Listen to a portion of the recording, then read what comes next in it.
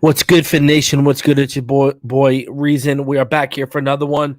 Tonight we are going to preview the Miami Dolphins and Atlanta Falcons. I'm going to give my prediction. I'll let y'all guys come up and give your predictions, your thought on the game.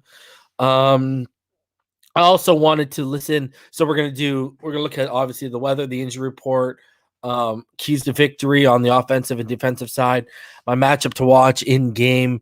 I also want to play a segment from the Ryan Russillo podcast from Ringer.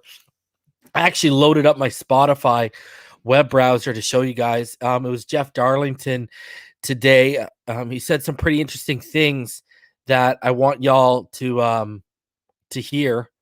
So we're going to go over that, and then I'm going to open it up to you guys. So we got a lot to go over to get into. I know a lot of people are paying attention, either mocking or whatever. Brian Flores, I find that a lot of people are mocking Brian Flores' interviews now, his press conferences. A lot of people who used to hold what he used to say in his press conferences to the highest regard, and this was the truth. I remember me and EM trying to tell people back in the day, this is the PR game. They're playing the PR game. And, everyone wanted to hold whatever Brian Flores said to the highest esteem. And it's the truest of truths. And it was all of this stuff. And now everyone suddenly views him as a liar. Everyone suddenly, they're tired of the same old shtick. It's how the winds have changed, and again, another time where I'm like the weatherman. I see the winds changing before they even happen, but I take slack. I get called crazy for some of the stuff I put out there because it's unbelievable, inconceivable, and then here we are sitting right in the midst of it, only 7 weeks into the NFL regular season. So, I don't know what to say. All right. So, I know everyone wants, this whole Watson stuff is still on everyone's lips. Everyone's what's going to happen. I'm going to stay true. I believe if it doesn't happen by the deadline, I don't know if it's going to happen in the offseason because I think other teams will get involved. So it's just the Watson stuff just needs to stop. So, hey, Tua, let's go out there. Let's put another 300-yard banger on the Falcons. Go 2 weeks in a row. Let's get it done. As much as narratives have changed and it's gone from Tua is the problem to now it's Brian Flores and Chris Greer getting fingered either individually, as a whole, whatever the case may be, by different groups of Dolphin fans. As much as that changed, the thing that hasn't changed is Tua. You control your own destiny. If you play to the level and you show the flashes and you show the consistency of a franchise quarterback, then, you're going to be okay. It's everyone else will be running for their own ass. So it's still that narrative has not changed, that to his destiny, to his fate is still in his own hands to a degree. But I know a big debate on Twitter has been, have the Dolphins done enough? Louis Riddick, his comments really set everyone off when he told the truth. He said, you look at how they really put him in a position to win, how they really set him up into a position to be successful. You hear what Brady Quinn said today. Shout out to the homie Tilly for posting that earlier today. You see what Brady Quinn said. And if people don't know what he said, here, I'll play it for you right now. I'll bring up Tilly's tweet. She's one of the mods here. She's the homie. She's awesome. So shout out to Tilly if you're in the chat, if you're on your break right now, wherever you are. I know the time difference in New Zealand is cray-cray. So shout out to you, Tilly. Another good tweet by her, but she basically posted what Brady Quinn had to say, and we'll play it. And here's the thing. No one has denied they've used resources. That's never been the issue. The issue is how they've used the resources and the players they've used the resources on. Either players that are out here quick after signing big money, or players reached on like Austin Jackson was a reach. I said it when it happened. Noah Benogany was a clear reach when it happened, and you're passing on other really good, Cesar Ruiz at 18 and, Jonathan Taylor or Antoine Winfield at number 30, and I don't think anyone here is complaining. So, I don't know. It's been, no one's denying. That's been the whole thing. Like David Hyde's talked about it. Omar Kelly's talked about it. Kyle Krabs has talked about it. Everyone's talked about it, that, that whole, and over here on Inside the NFL, it's never been a debate about the resources used. It's all about how they've used the resources. It's never been about the resources used. It's been who they've allocated those resources to. Players, like the problem is when a guy on YouTube like me or a guy on YouTube like EM, well, I mean, I was way more critical. If you go back to the draft day 1, if you go back to the draft day 2, if you go back to the draft day 3 of 2020, the 2020 NFL draft, the receipts are out there. You can go back to some of the earliest shows on this channel, and I was highly critical of, it's out there. Highly critical of Austin Jackson, highly critical of Noah Benogany. Obviously, I loved the Raekwon because me and EM were super high on Raekwon before he came out. We were high on Robert Hunt, so I had no issue with that. I just was preaching, I think he's a guard back then. And then I wasn't totally sold on Brandon Jones. You know what I mean? I had my questions about him, but, I watched the tape and, I talked about his play in the slot at Texas. I talked about where he was best used at Texas, et cetera, et cetera. So, it's never been about you had the right idea in mind. It's just you took the wrong players. I mean, that's what's come down. You gave money to players and then you let them go. And now, like Kyle Van Noy and stuff like that, who I think underperformed, but the thing he brought to that room was leadership, and we don't have any now. As big of a wussy as he was on his way out, that's on the way out. He probably felt done wrong by these guys. That's when I started raising my eyebrows. When Flores started like canning his own, I was like, hey. I just personally don't think he likes alphas, and that's why I want to. I've been reporting for quite some time that Brian Flores behind the scenes is not who he perceives himself to be through interviews and such to y'all. I've been saying this for some time now. And Jeff Darlington made mention of it today, but he also talks about some other stuff. So I'm going to show you that clip in a little bit here. But let's get into what Brady Quinn said. I got it drawn up here, and we're going to talk about it. Guys, if you're new here, smash that like button. If you'd like to donate, paypal.me/Finside. You can also do so through the super chat. Shout out to every single one of my Patreons. Shout out to every single one of my channel members. Yeah, I got the film study is done. So my Jalen Phillips thing is done. I just have been trying to figure out a day to release it to my Patreons and my channel members, and then have an opening, because I do so many shows a week. It's about so I think I've come to this conclusion. My film studies and stuff like that, they're going to drop on Tuesday night for Patreons and everyone only. And then they're going to go live to everyone normal on Wednesday nights. All right. So I'm going to give 24 hours to the patrons and stuff. So this Tuesday night, my Jalen Phillips will be coming, but it's done. It was just all about finding out. It was about scheduling because of how everything works. So I'm going to be dropping it to the patrons and the members only. And if you're a YouTube channel member or you're a patron, you'll be getting it Tuesday night after me and Ball Game and everyone. We drop our stuff. I'm going to, y'all will get it like an hour or two after we do the film study for Tuesdays. You guys will get it after that, and then Wednesday it'll come out to everyone on YouTube, all the normies.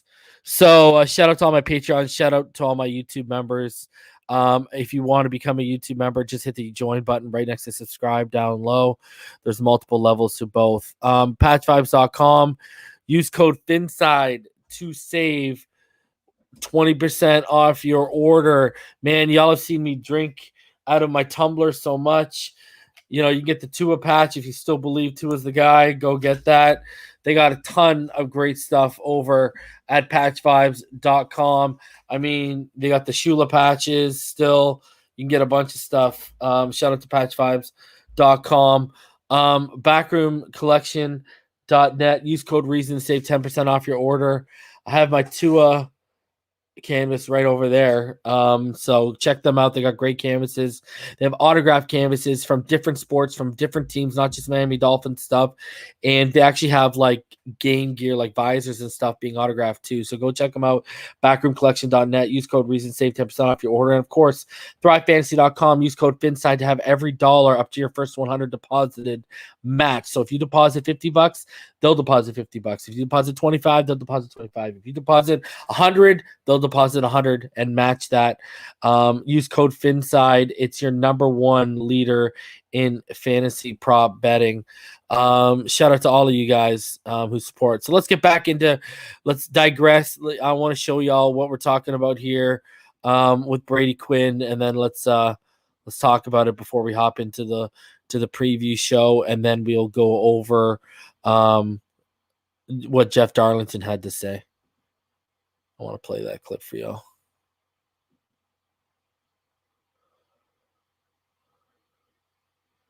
You know what's crazy about last year when you talk about yanking Tua out of the game? So the first, he did it in Denver.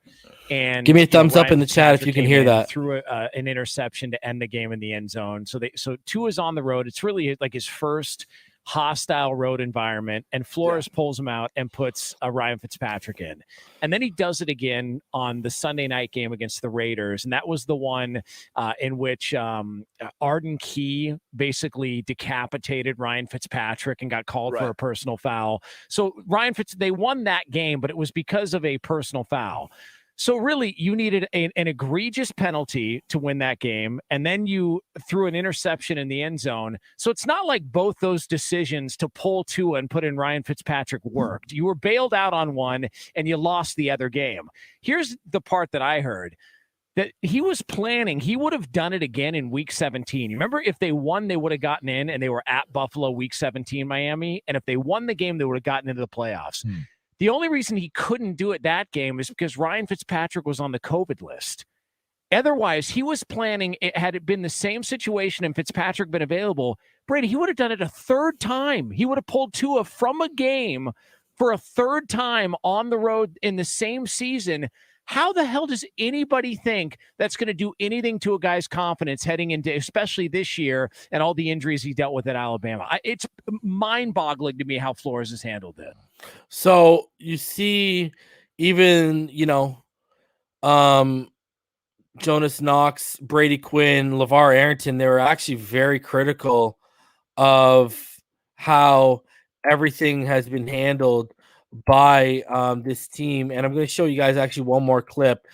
So that was what Jonas Knox had to say, one of the hosts of it. This is what now Brady Quinn had to say regarding the situation. And again, shout out to Tilly for sharing these clips. This is what Brady Quinn had to say regarding to the whole thing. It's not very, and this is a former player, right? So let's see. Well, no, I'm just saying, if you look at like his actual, if you look at the film, he's a young player in this league still. How many starts does he even have at this point? I mean, many. I don't think at this point he's only started 3 games. Barely even got going in the second start of the season. It's not a full season. No, and that's what I'm saying is he hasn't even played a full rookie year yet, and yet we want to write him off completely. 12 starts in his NFL career. And so at this point, I think he's got 14 touchdown passes, like 7 interceptions, which a 2-to-1 ratio is pretty good. That'll put you in the Hall of Fame if you continue that and you start winning some football games and win a Super Bowl and all that. But there's a lot of things going on with this team. All right, their offensive line play hasn't been great. They have not been able to run the football consistently or effectively over the past 2 years.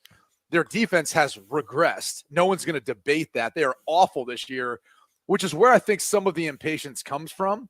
But when you combine like if you, for example, have an issue with Tua, if there's a lack of that maturation process. A lot of that has to do with the fact that Brian Flores last year, and the way he jerked Tua in and out of the lineup, and you didn't give him the chance to go finish games. You put Ryan Fitzpatrick there instead.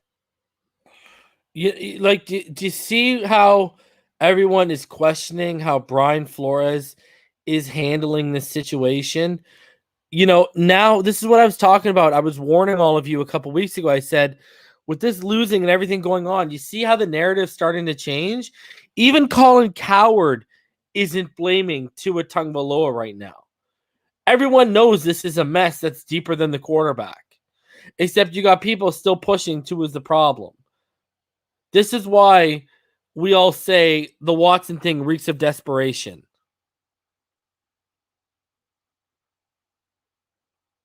So, I mean, this is what the problem is right now.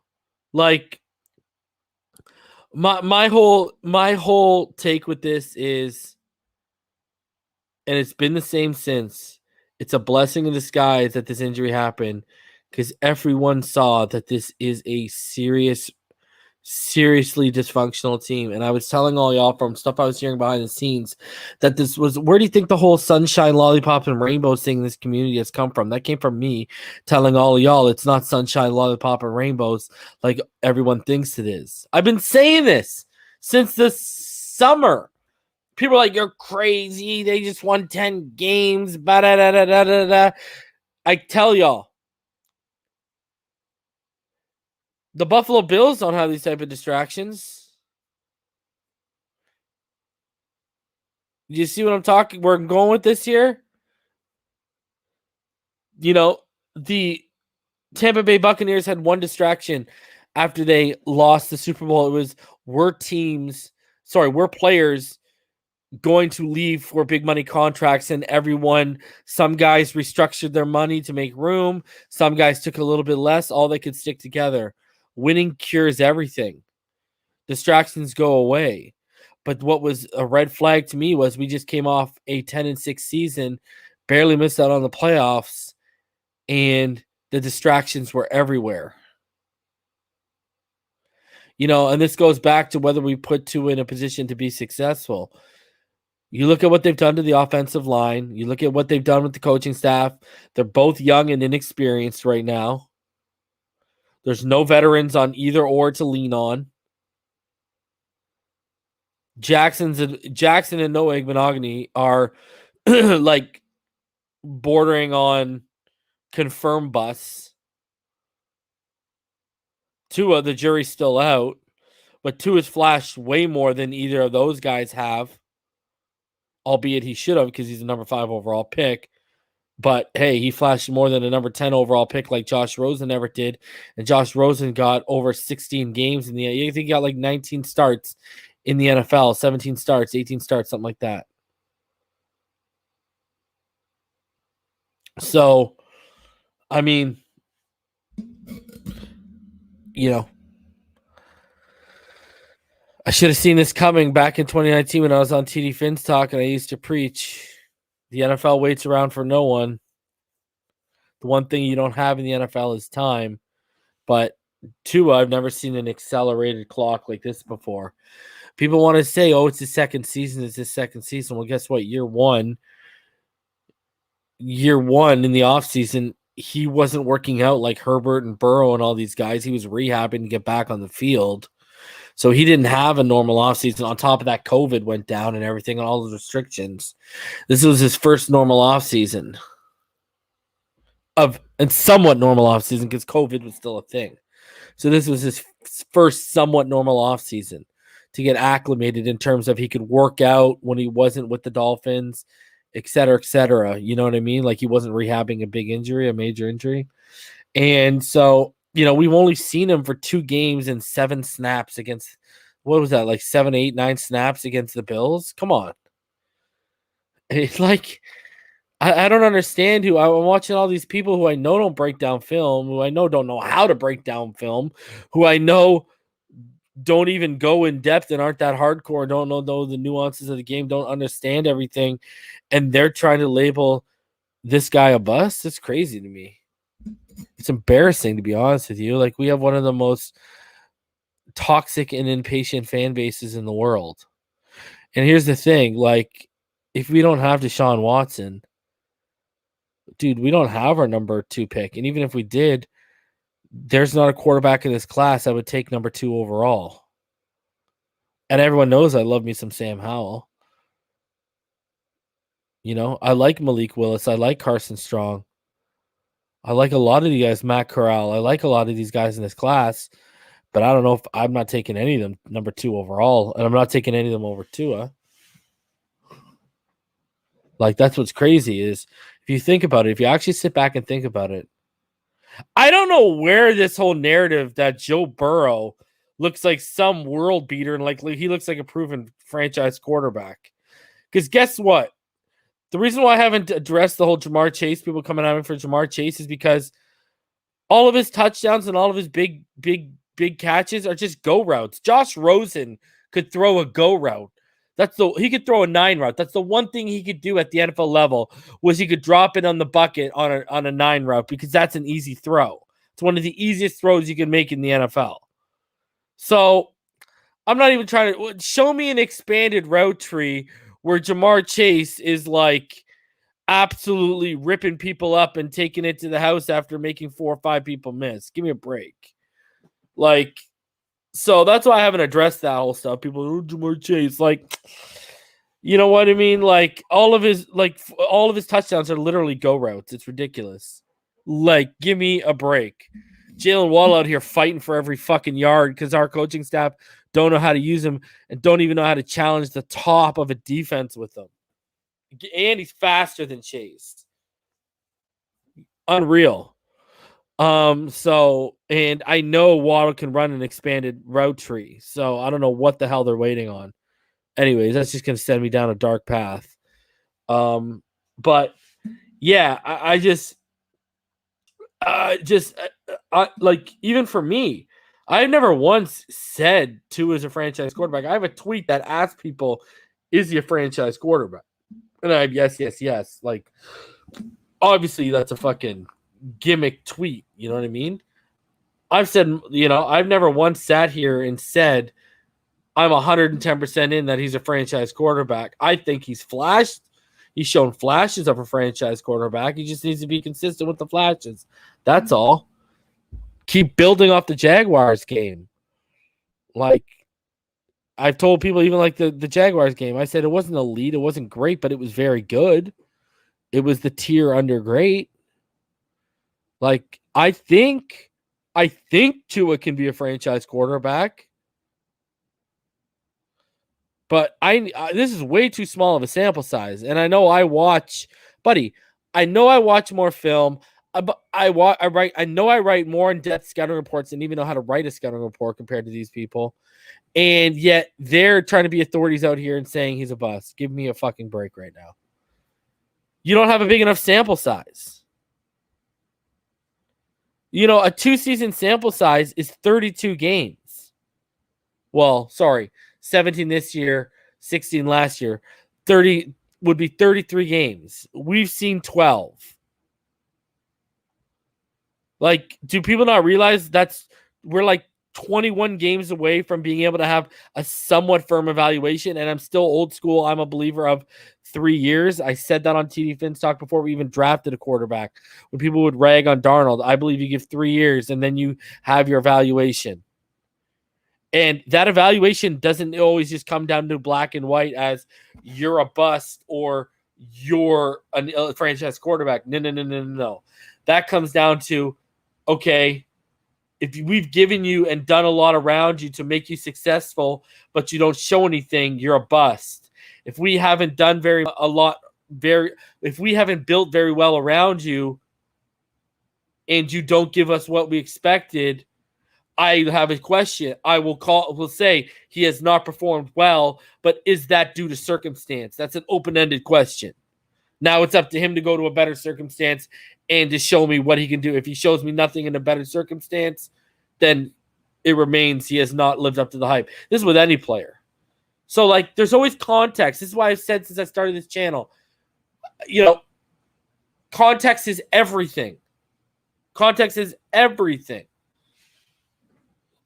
People just look at stats and say, oh, he threw for 300 yards. Well, okay, why did he throw for 300 yards? He caught 10 passes but only had 70 yards. Okay. What limited to him having so many receptions but not having that many yards? What went down? Like, context is everything. Man, if you ever anyone ever took journalism, the who, what, when, where, why, how, that's what you have to ask yourself when you start breaking stuff down. You just can't take things at face value. So, you know, I'm someone who's a film junkie and who writes scouting reports for fun and puts my ideas out there for them to be shred apart or held in high regards by people. And even I'm sitting here saying I would be saying the same thing with Herbert. I'd be saying if Herbert was in the exact same position, because Herbert wouldn't have started all the games he started last year. He would have started to at least the 7th game, right? We know last year. So I would have done the same thing. If he got hurt this year and followed the same path, I'd be like, I don't even know if Herbert's a franchise quarterback or what we have with him, because I've only seen 12 games.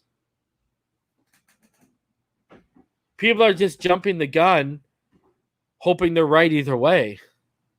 For me, the evaluation's still out. So just like the evaluation is still out for Burrow for me, Burrow has not blown me away. Burrow has not made me sit back and say, wow, we really missed. And that's another thing, I've said this before too. I'm going to say it again. People want to just pinpoint, and I'm going to actually give the regime a pass on this to the people who want to say they missed out on Herbert by taking Tua. The Bengals coached the Senior Bowl. The Bengals had Justin Herbert in the palm of their hands for a week. They practiced with them, game situations with him. And then you remember after the Senior Bowl, the OC was glowing about Herbert. I think I even played it up here. The OC was glowing about Herbert, and then there was friction inside the Bengals organization about Burrow or Herbert for a little bit. And then that died down, and they just went Burrow again. And, I mean, they had a better job considering of how COVID restrictions were implemented that year on the draft process. They had a better chance to evaluate that guy than anyone, and they took Burrow.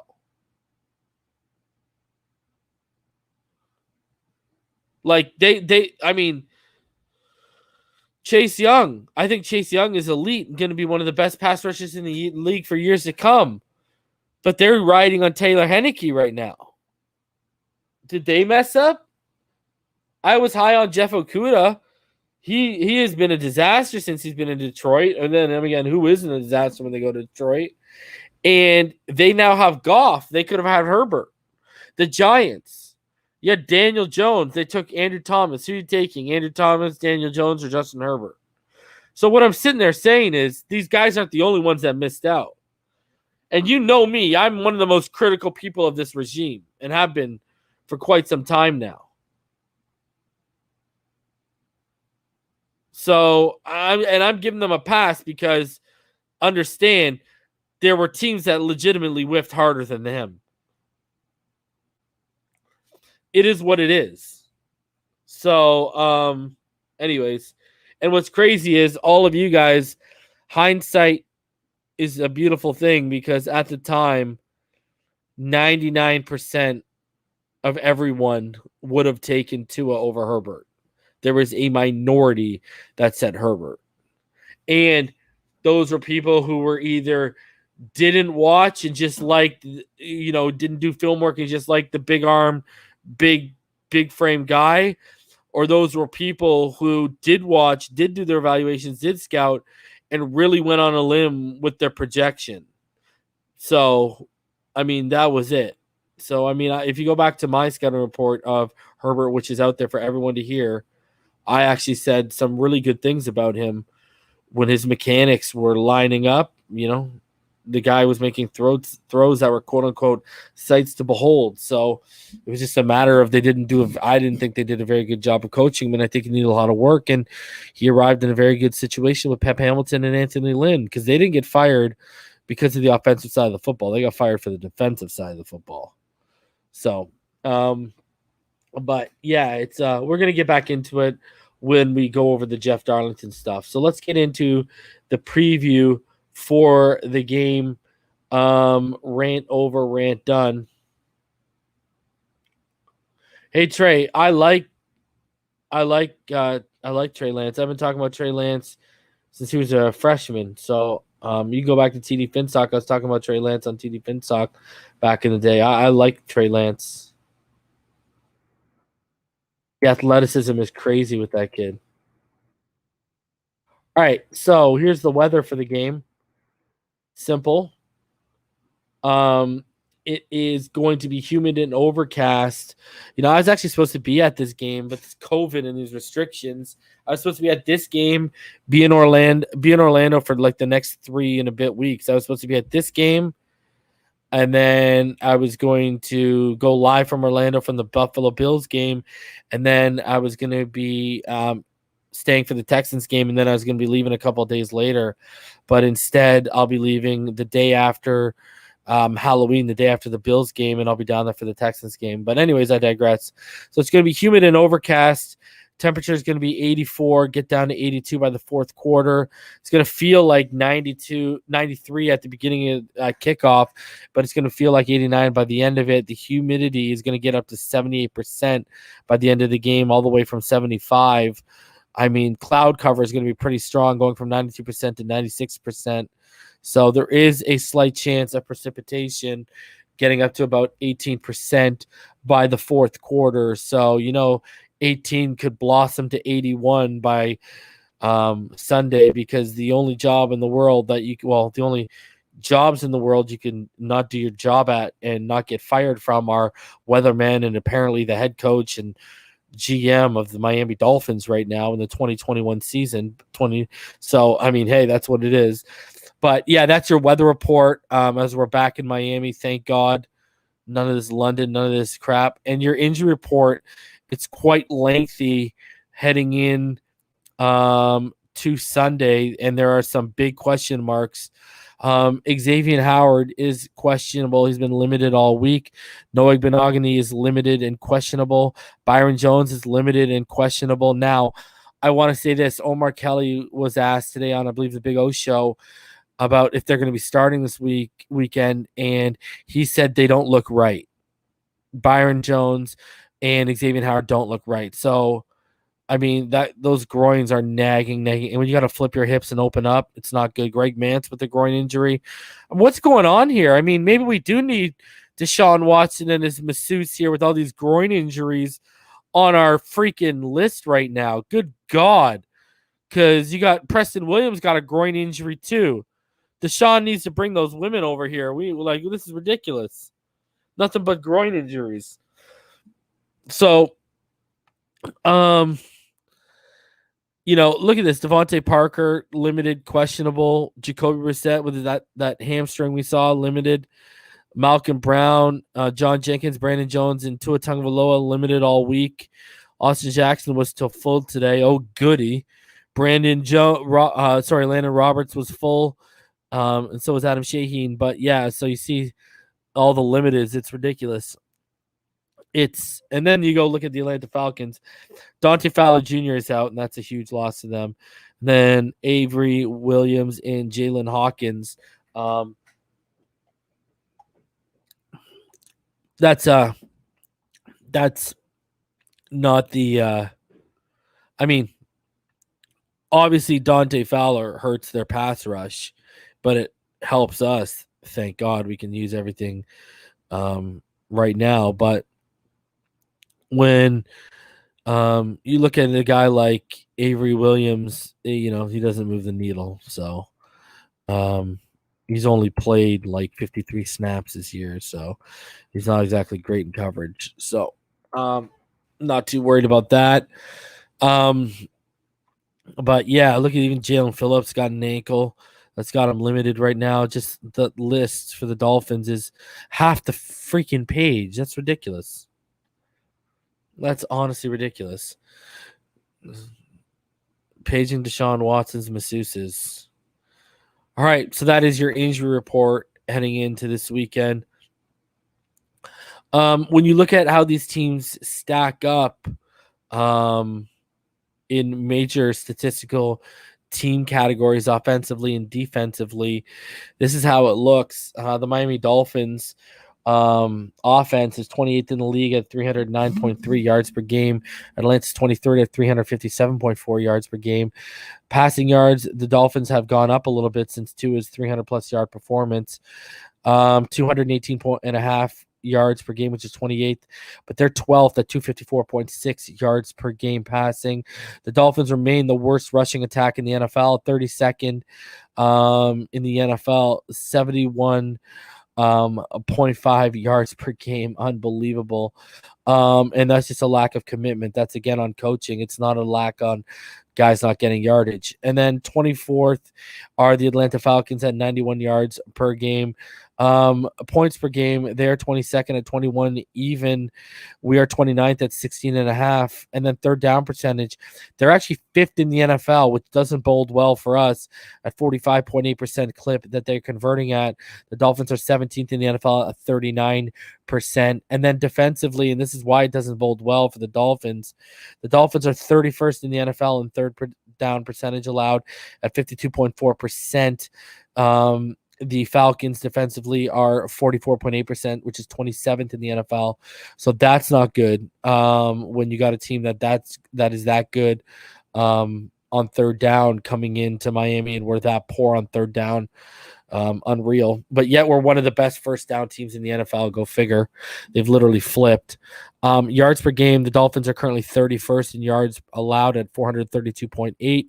Atlanta flipped that 1, flipped that 3. They're 13th at 365.8 yards. So, I mean, 70-yard difference. That's crazy. Crazy. 73 to be exact. That's nuts.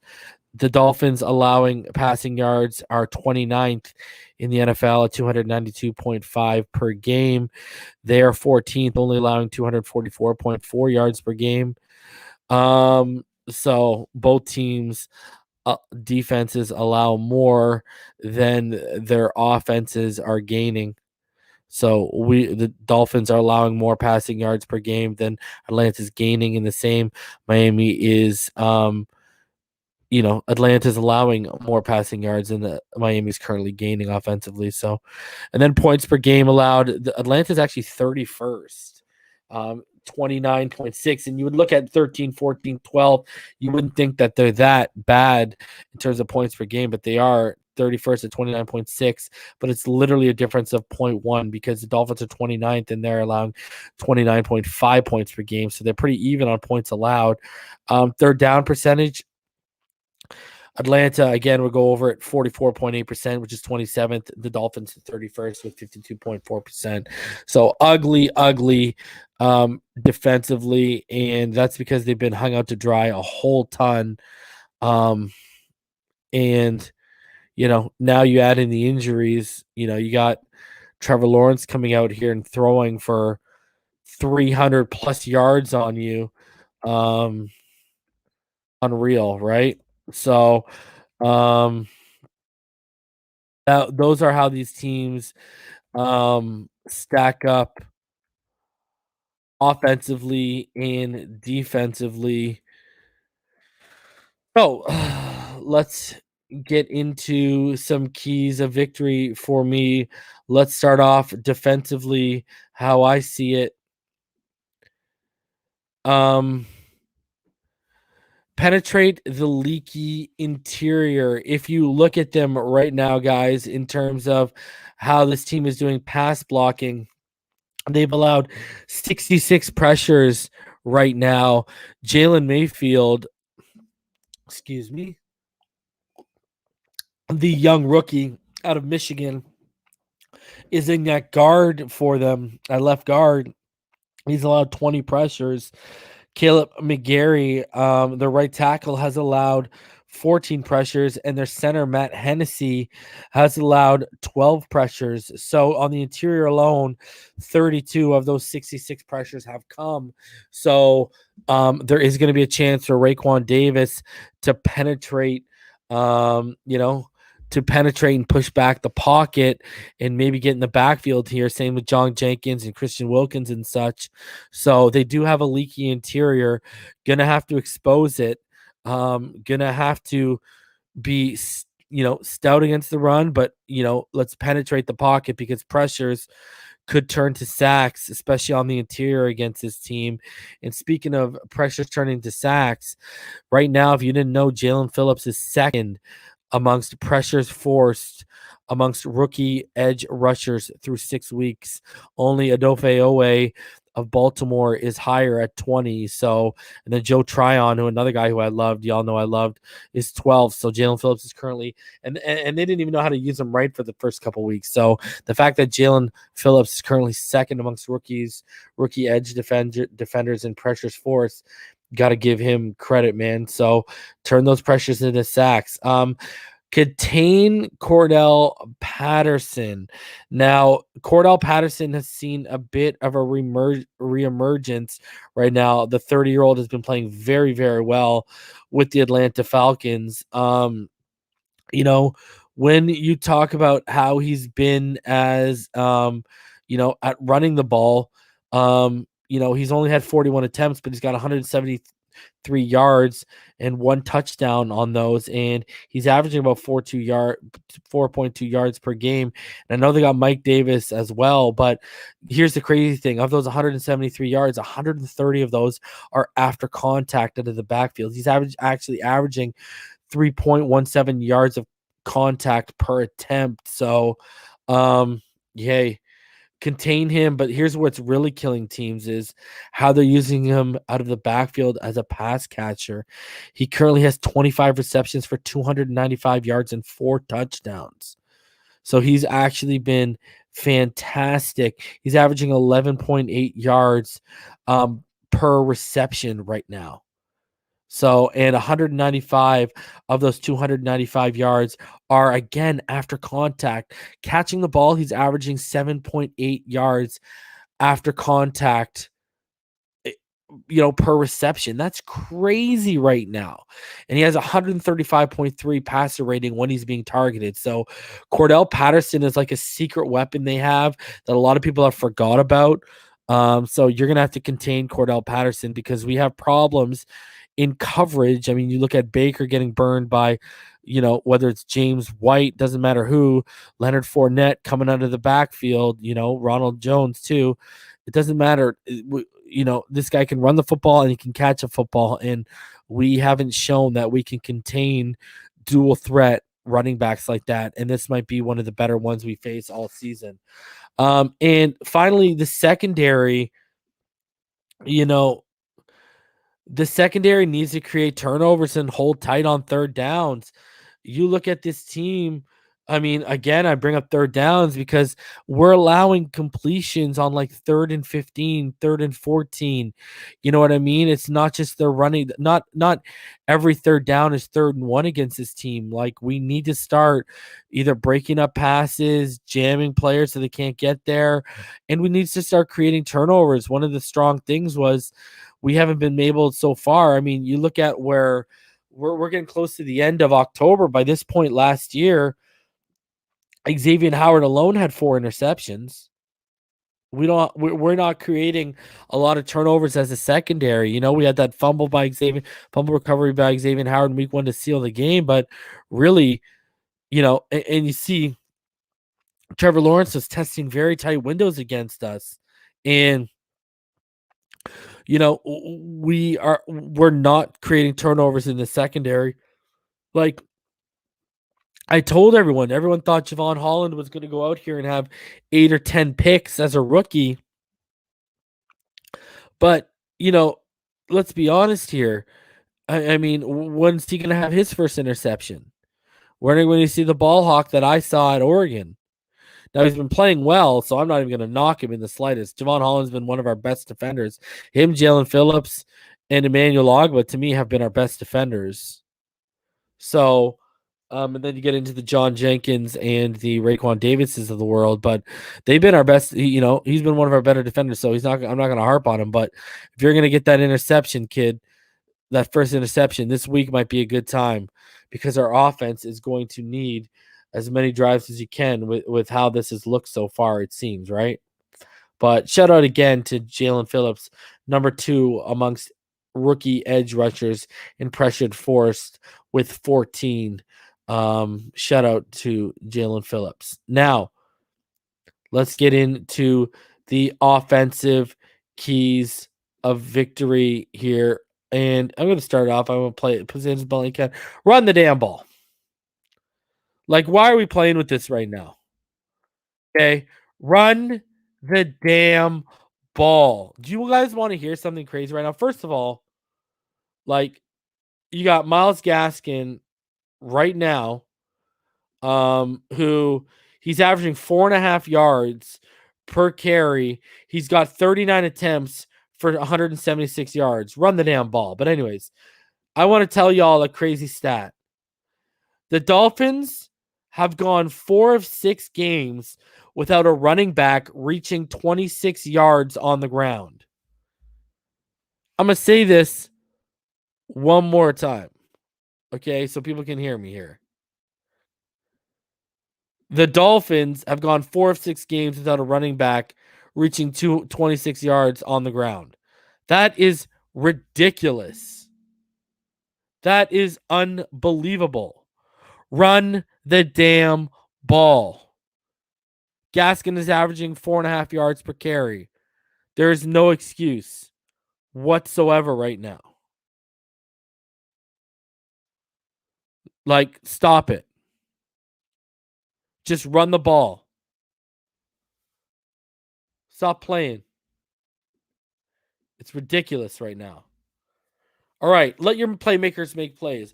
Why on 4th and 1, when it matters the most, the game's on the line, are you taking the ball out of Tua's hands, who can get it to Waddle's hands or Gesicki's hands? You're taking the ball when it matters the most out of your playmakers' hands and not letting your playmakers make plays. What are we doing here? Let them make plays when the plays present themselves to be made. Stop taking the ball out of their hands. That's not how this is done. You drafted Waddle at 6. Gesicki as a pass catcher, not as a route runner or a blocker, but as a pass catcher is one of the more dynamic guys you have on this team next to Waddle. Why aren't you utilizing that? Tua was your best player all game. What are you doing? Don't repeat that. Let your playmakers make plays when they present themselves. All right. And keep a clean pocket and stay disciplined. Listen, this team was preached on defense and discipline. How many drives are we going to have where our quarterbacks and our offense need to overcome mental errors by Austin Jackson or someone on the offensive line holding, or, you know what I mean, a false start? It's time to play discipline. Stop digging holes for yourselves and stop killing drives and keep a clean pocket. I want people to realize something right now. Out of 170 qualified linemen, the Dolphins' offensive line ranks as following in pass block win rate.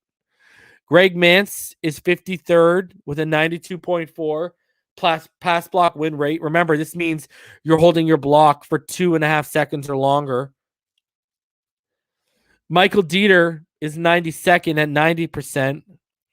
Robert Hunt, and remember, there's only 170 qualified linemen. Robert Hunt is 119th at 88.2. Jesse Davis is 153 at 83.1. Austin Jackson is 157 at 82.5%. And out of 170 qualified linemen, Liam Eichenberg is 169th at 76.3%. Now, out of 163 qualified linemen in terms of run block win rate, Liam Eichenberg is 25th at 77%. Jesse Davis is 36th at 74.7%. Austin Jackson is tied 44 at 74.7%. Robert Hunt is 73.7% at 44. Dieter is 44 at 73.7%. And then Mance is 75th at 71.1%. So they rank really well when it comes to run block win rate. But when it comes to pass block win rate, out of 170, we have Robert Hunt, Jesse Davis, Austin Jackson, and Liam Eichenberg from 119 down. Liam Eichenberg being the worst on 169th. Greg Mance is our best at 53rd.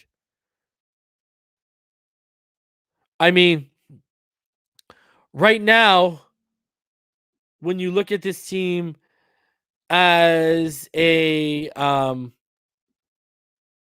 you got Austin Jackson's allowed 29. We've allowed, I just talked about how the Falcons have allowed 66 pressures, right? Offensive line. We've allowed 111. The Miami Dolphins have already allowed 111 pressures.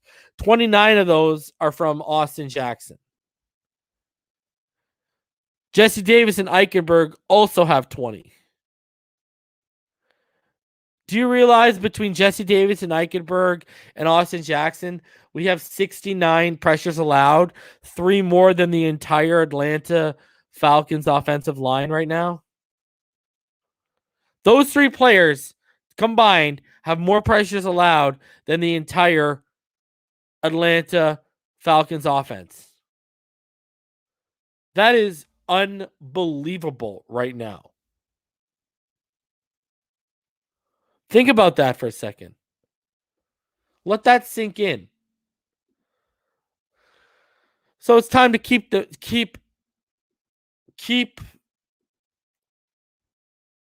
our team clean. It's now time to turn it around.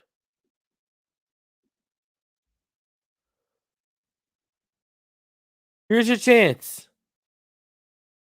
Get your shit straight against the Atlanta Falcons. Because guess what?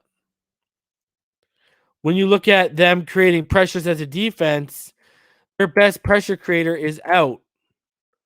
They've only created 66 pressures as a defense. And their best pressure creator is out. That's Dante Fowler with 13 pressures. So all you got to really rely on is Grady Jarrett, who's got 11 from the interior. But other than that, they're not generating at a crazy pressure rate. So it's kind of crazy that they've allowed 66 pressures as an offense and they've generated 66 pressures as a defense. But yeah, stay disciplined and keep a clean pocket. The fact that we have 111 pressures allowed is a joke.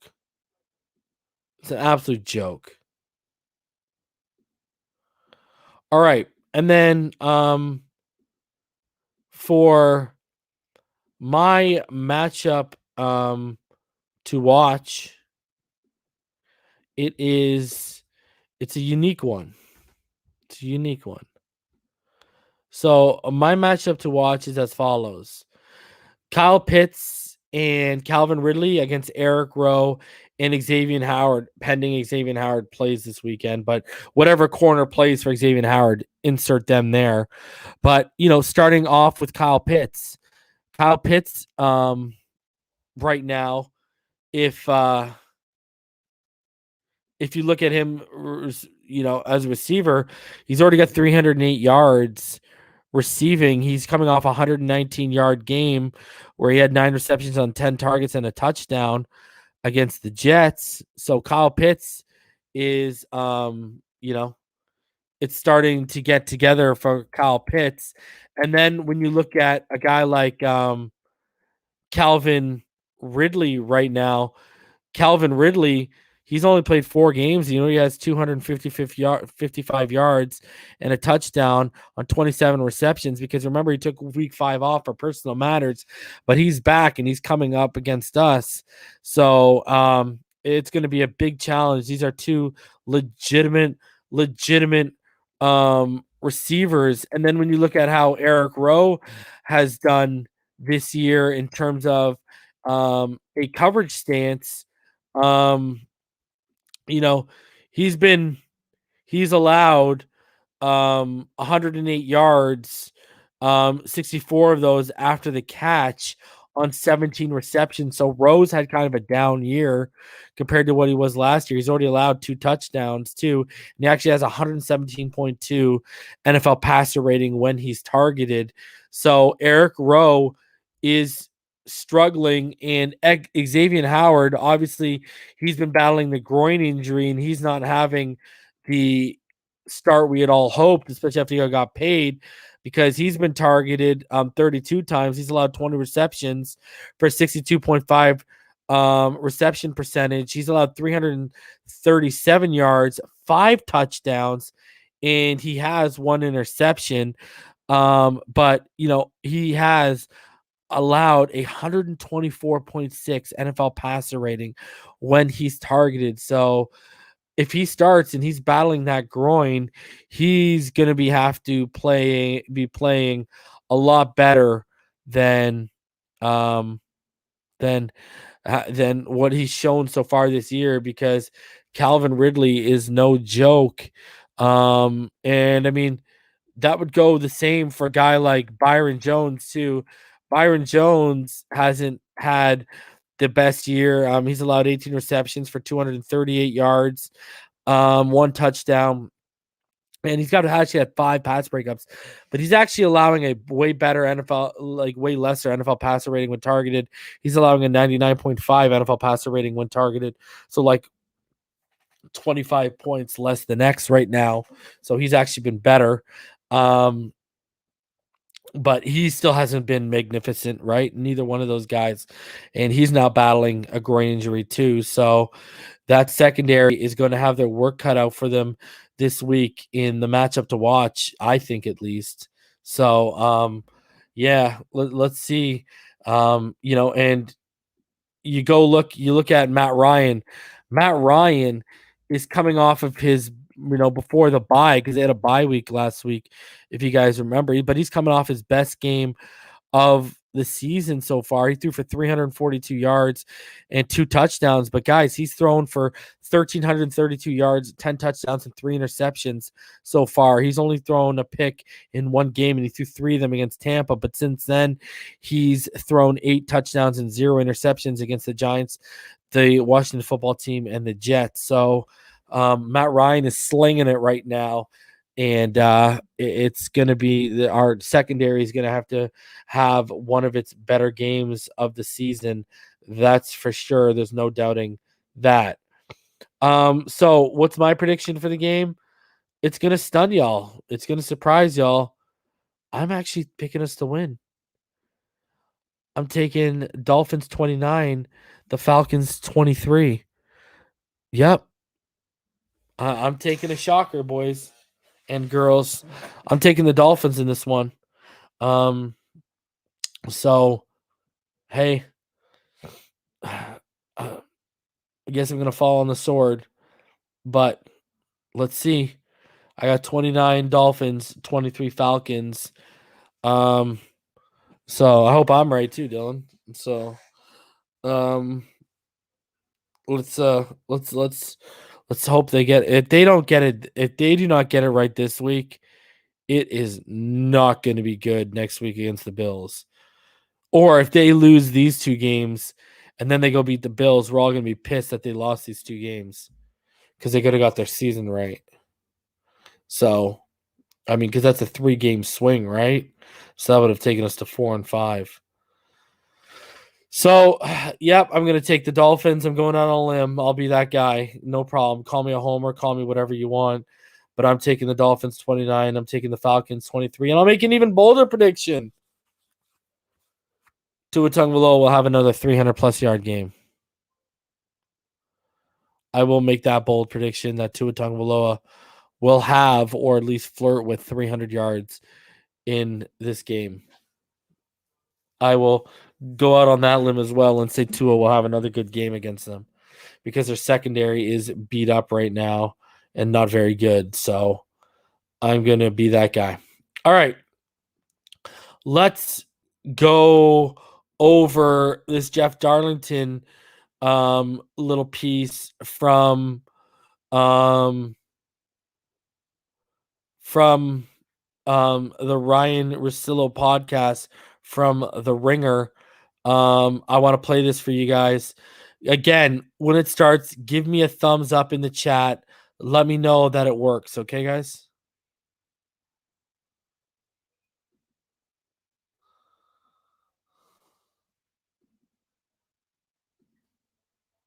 Complaints against Deshaun Watson.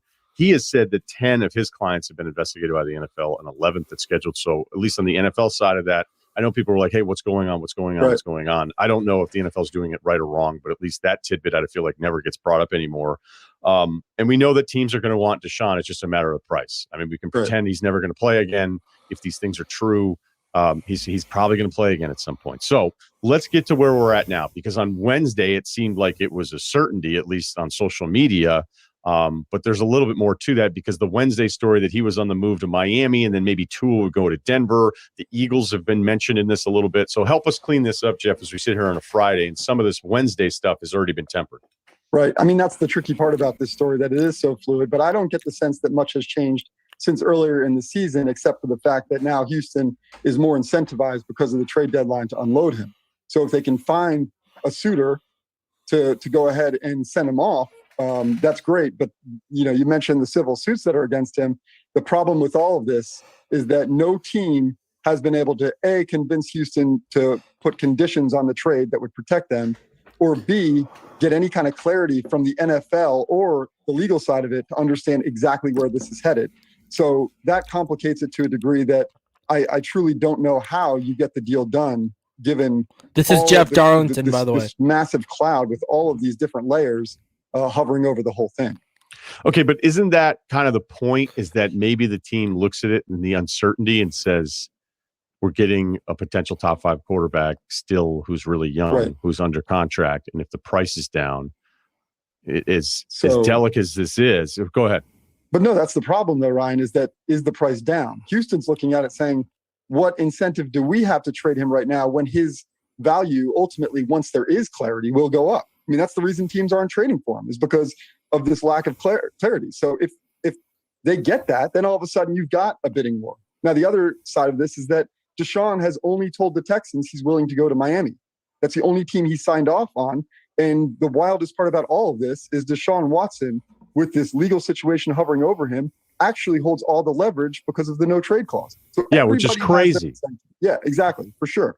Right. He has a no trade clause, which, again, it's not that common, right?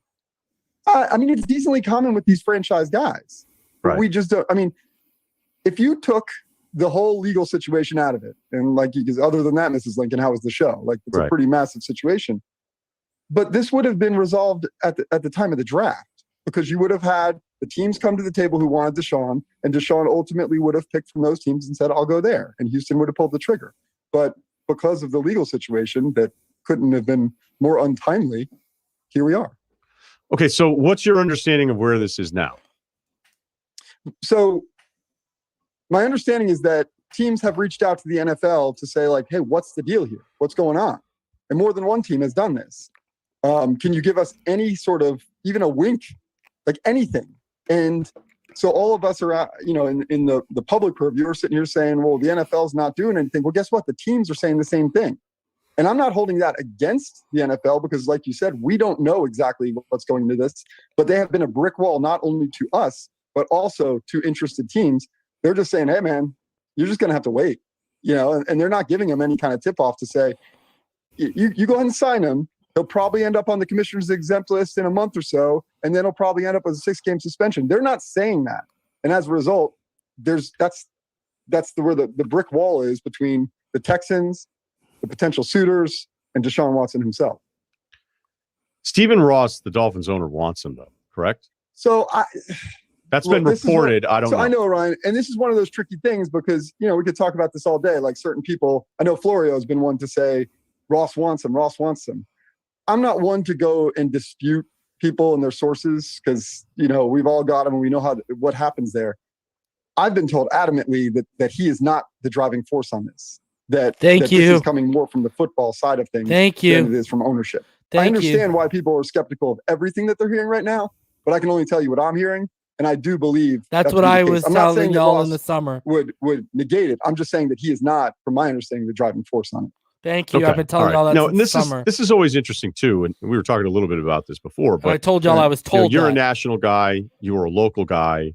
There are times when the local guy has a piece of information because he's so close to it.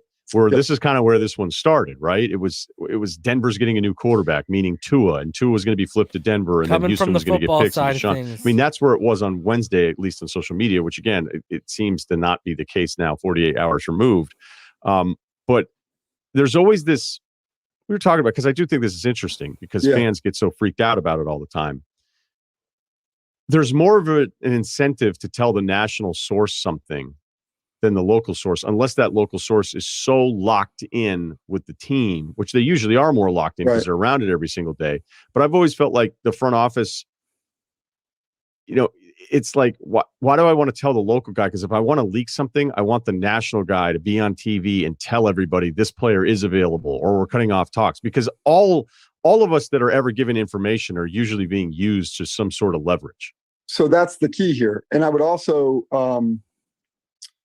say the tricky part of this is when you have so many cogs, you have different teams involved. I find a lot, like it's around the draft time as a reporter, if someone's going to tell me something, generally speaking, there's one of two reasons. The first of which is they want it out there because it's not true and it's a smokescreen. The second of which is they trust that I'm not going to report it. So like, no matter what you have there, you don't necessarily get the truth. And that's what makes this so complicated, is that you're going to have people. And again, I'm not trying to like rip anybody's sources here or anything like that, because I'm in it too. I'm right in the middle of it as well. But it's so difficult to know, okay, if Houston right now is saying that a trade's going to happen, or someone out of Houston like John McClain, who's widely respected, is saying that a trade's going to happen, well, the signals go up too, like, okay, is that just them trying to create leverage so that other teams come to the table, and not just Miami, so they can find out what the best offer is going to be? And I'm not trying to say that McClain's being used, but it enters our minds as cynical people. Yeah, and you know what? And I should say that again. Not all information that we get is about leverage. Something like this, though, specific to, that's right, hey, we're going to trade this guy very shortly. It, in a much lesser degree, we saw that with Stephon Gilmore and the Patriots as a recent example, right? Yes. He was cut on a Monday morning and nobody could quite figure out. And then it was like, oh, no, wait, they have until the next day to trade him.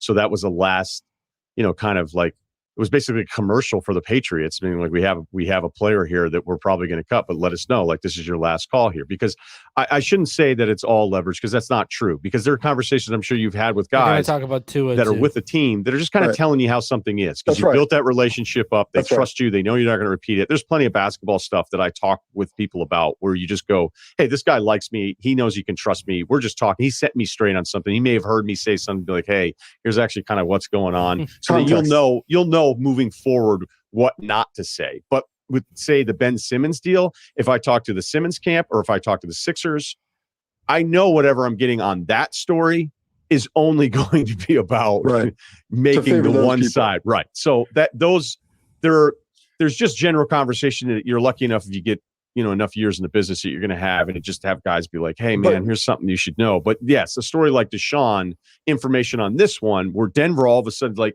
there was a Denver reporter saying, hey, we got a new quarterback coming to Denver, and you're like, whoa, this is pretty heavy. And then you're thinking, okay, wait, like, are we really? Is Tua going to be a Bronco in November? It's pretty complicated. And the funny part about it is, like, then there's another layer involved here. And I don't know how inside baseball we're going here, how boring this is or not, but like the Charles Robinson reporting about Deshaun Watson in training camp, I mean, he was getting blasted. And honestly, everything he reported was true. Like, I'm sorry. The Miami Dolphins were the most interested team in Deshaun Watson, and that Deshaun Watson was mostly interested in Miami. And it was true. And I mean, to a degree, it remains true. Philadelphia certainly still lingers out there. And there are teams that are interested, but those are the most interested. And I saw it firsthand. Like, fans were just crushing Charles over the report. And it's like, the other layer of this is that fans don't necessarily sometimes want to hear the truth. I went through it with Tom Brady when I said he was going to leave New England. Patriots fans were like, who the fuck is this guy? Like, who's he to tell us? what's going to happen to Tom Brady. It's like, just because you don't want to believe me doesn't mean it's not true. And I think there's a layer of that too, where Dolphins fans were like, no, you're not taking Tua from us. He's our guy. And we're neglecting this report because we don't want it to be true. Now that it's happened, who was your source on Brady? It was Tom Brady. That is a fascinating relationship, though, because you didn't cover him locally. No. You've built an incredible relationship with Brady. How did that happen? Well, I mean, this is one of those things where. So, I mean, here I believe he gets back to.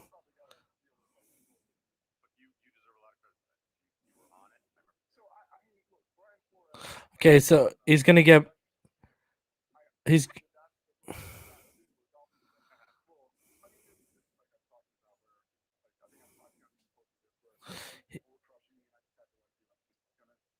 he gets back to Brian Flores. So that's why he says something about Brian Flores into his relationship. Let me bring that up. All right. Yeah, he says something about Tua and Brian Flores' relationship. Oh. The expectations were for now how it's remembered historically. And certainly historically, and some would argue it's the greatest fight they've ever seen.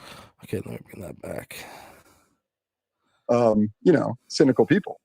Yeah, and you know what? And I should say that again. Not all information that we get is about leverage. Something like this, though, specific to. That's right. Give me a second. It's pretty complicated, and the funny part about it is, like, then there's another layer involved here. I don't know. That happened. Well, I mean, this is one of those things. So where, now he's gonna tell a story about that I remember. Like that little pettiness from Jeff after that. All right, so let's. There's still a couple other things I want. What's going on with Tua?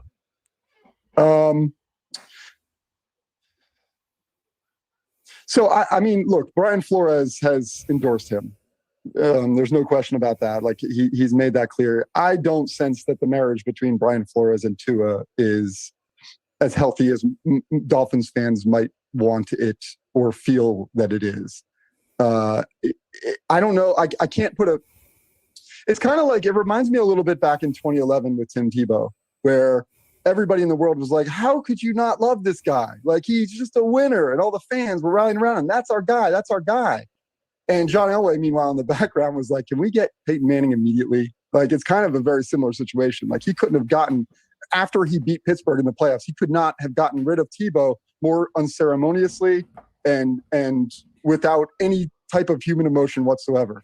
And I actually would make the comparison to what Brian Flores is going through with Tua right now. I think the fan base, I'm not saying Flores doesn't like Tua, but I don't necessarily know that Tua is like Flores' guy to the point where this is like a ride or die situation. Yeah, I mean, it's very common, because if you're a Dolphins fan, you don't want to believe that Tua's not going to be the guy, because you just use this pick on him. And who's also very likable. He's a guy that, like, you really, and I think that there's some of that within this fan base where they're saying, look, we get it. Deshaun Watson is a generational quarterback, but you're going to give up this guy who is just like coming to this community. And like, the one thing I'm surprised by with Tua is that, generally speaking, fan bases are harder on the quarterback than anybody else. They're the first one to turn on a quarterback. With Tua, the locals and the fan base have actually sort of been more supportive of Tua. Like, no, that's our guy, than you might expect. And I've seen them turn on guys far faster than the national. Ryan Tannehill went through, Chad Henne, like all these guys. It's happened before within the fan base first, and then the national media. With Tua, it's the complete opposite. Yeah, nationally, I think people have given up on him. I think what you would do is you would say he was a higher pick, higher profile than the other guys that were coming in, even though Tannehill was still a top 10 pick. And then with last year being weird, and it was pretty clear the play calling didn't necessarily trust him. Yeah. Like, every time I'd watch the red zone games and Tua was in, I'm talking like when the Dolphins were in the red zone, I'd be like, wow, they don't trust this guy to do anything now. And you didn't love the weapons and all these. Like, there is a I don't want to give up argument for Tua. Like, I understand what you'd be doing as it's been, but I'm disappointed overall, because I just don't think he's consistent enough. Yeah. And that was like the best thing, is accuracy, his consistency, manipulating the lanes. I mean, maybe it was just because he was throwing NFL guys all over the place for Alabama. The funny thing too is, though, that oddly the best thing that could have happened to Tua, this is a very strange thing to say, but was getting hurt, because everybody was putting this team on his shoulders by saying, like, this team is built to See, win. look right what now. Darlington's This is a saying. good Exactly what Dolphins I've been football saying. team. Tua, you Blessing need in to prove that disguise. you deserve to be the quarterback of this team. He got hurt, and we saw what this team was even without Tua, and it was very bad. It See? is. I mean, it is very bad. They just told just y'all. lost to the Jaguars. So all of a sudden, when Tua does come back, oh well, he was in that game too. But when Tua is back, and not just the games he missed, you're looking at it saying, well, maybe it's not just him though. Like maybe it is the team around him. Tua looked that like is our not best ready player to have a offensively quarterback on just plug and Sunday. play I mean, and get them to the playoffs. This is hilarious. The other thing too that was happening, at least last year, classic. like they had a lot of weird turnover stretches there where they're getting points. Weren't they like they basically were maximizing whatever you could get in some of the other areas of the game, right? Yeah, but actually, I mean, I talked to people about the Dolphins in this offseason, and they would point toward, so not to go all analytic nerd, but like they would point toward the point differentials in these games. And if you look at the total point differential, the Dolphins were in the top 10, meaning their margin of defeat was not that wide. They weren't getting blown out other than like one game. And I think it was the Bills game. So they went back and did these studies that showed that teams that are on the cusp of becoming like true perennial playoff contenders had the year before where that point differential had squeezed together. And that was the brink of their success. The Dolphins expected that to happen here. They thought they were ready. And I don't know what to tell you, but obviously they were wrong. Yeah, well, it ended up not being. I'm not even disputing the analytic part of it, or at least maybe the projection. I'm saying if you watch them, I think it was like a 4 or 5 week stretch where it felt like, all right, they got a turnover and they've got a short field here again. They've got a pick six. Like they had a bunch of stuff that everyone that is in football will tell you. If that's how you're living, it's like Iowa Hawkeyes football right now. Like that's a thin line. If it's constantly getting turnovers and picking people off in the red zone all the time, like you can't really sustain that over the course of the season. So what's fascinating though, Ryan, is the Flores element of this too. Like he came into this season wildly popular, and the belief was that he was the answer. And just kind of the way Adam Gase was after his first season, and Tony Sparano when he came in here, the late great Tony Sparano when he came in and had success early on. And oddly, I'm sensing that the fan base here is turning on Flores faster than they're turning on Tua, which I don't think anybody could have bet on when the season started, not but 7 weeks ago. Okay, because of the stretch one more that Tua was Miami out. thing, and then I'll let it go. What would the reception be for Deshaun Watson if he ended up in a Dolphins uniform?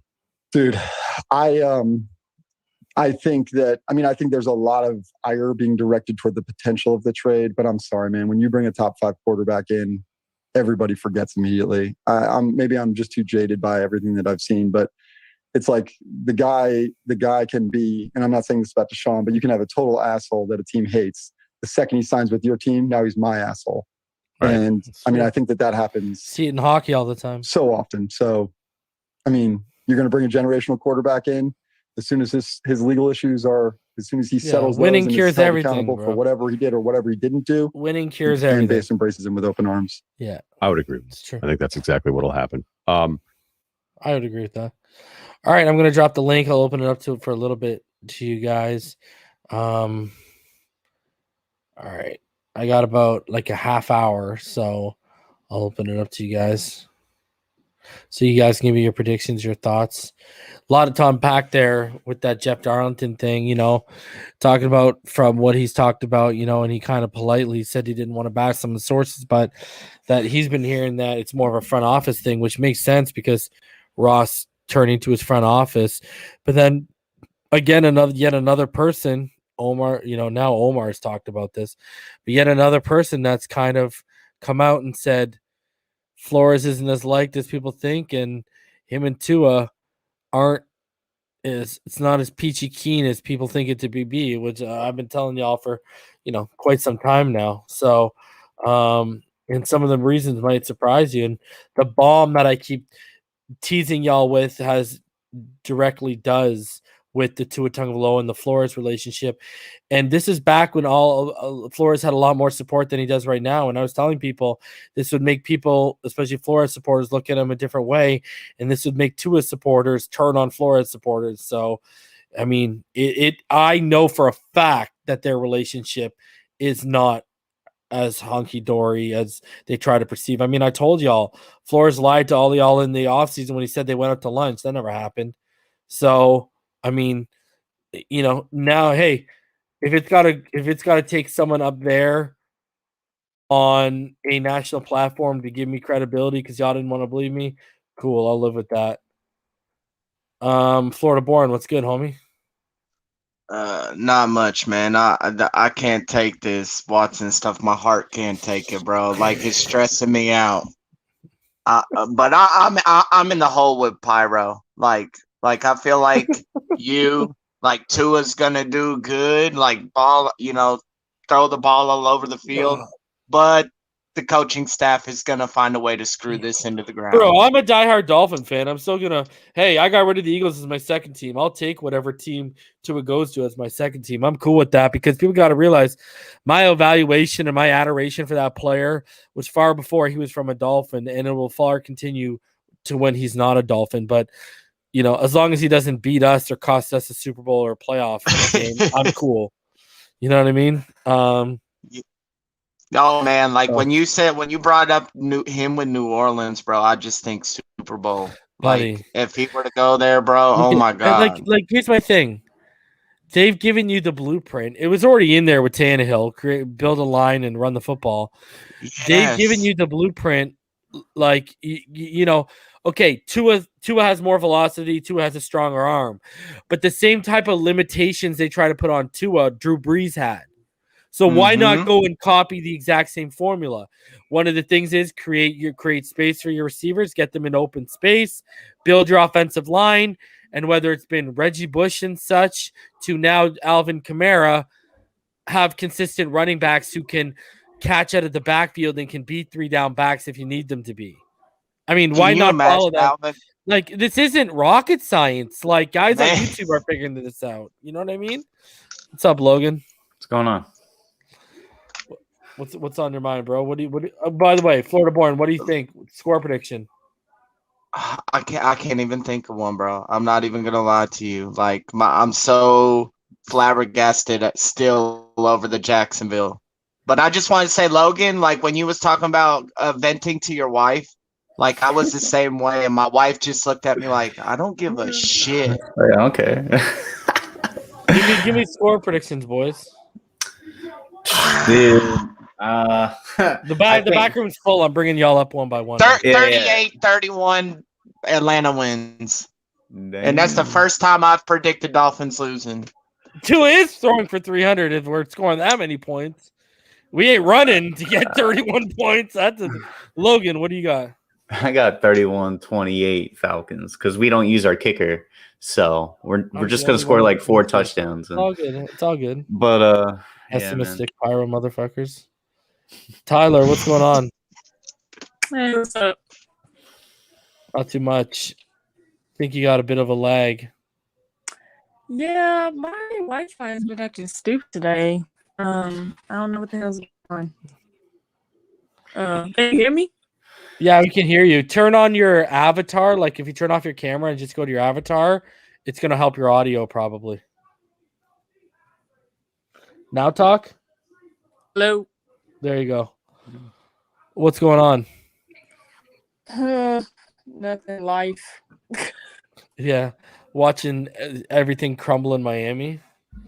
I'm just over at this point. Either they do it or they don't. I'm confident in Tua's ability.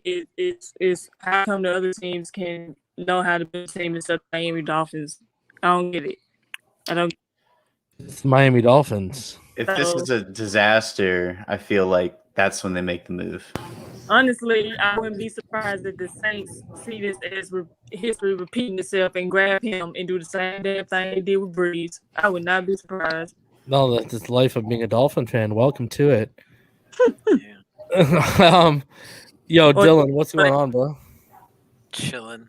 Thanks for having me. Yeah. Well, keep bringing people up. I don't want to. We'll talk. CT, what's going on, man? Hey, what's up, Reason? Awesome show as always. And I want to bring to your point, the only reason we can't copy, the Saints or, God forbid, even The Ravens situation with the offensive line, we just don't have the coaches. So that ain't ever going to happen as long as Flores is still the coach. But I think this weekend I want to see 34-24 Dolphins. I just hope our defense shows up, and we'll talk about the rest of it as we go. Red Comet says we are down 28-3 at halftime. Then Tua beats them 38-21. No reason why I say this. Watch them be right. Well, that's because that's what the Falcons do. They get a big lead and then they lose it. I just feel like Calvin Ridley's gonna make Noah eat on Noah, bro. Like X ain't gonna play, and Calvin Ridley's gonna look like a superstar. Pitts is Jan, what's going on? What up, people? No, it's just waiting for Sunday. That's it. I have faith in Tua. I know he's gonna play good. I think that we can win 26-17. And I think that actually with Tua in as a starter gives us a better chance to play well because he's shown that, he knows how to work, with this offensive line, even though he did get hit by the Buffalo defense and got knocked out of the game. But, I see him connecting well with Gesicki, using Waddle and Matt Collins. So I'm good with that.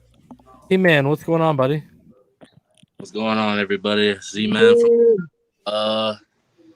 Well, another day, another dollar.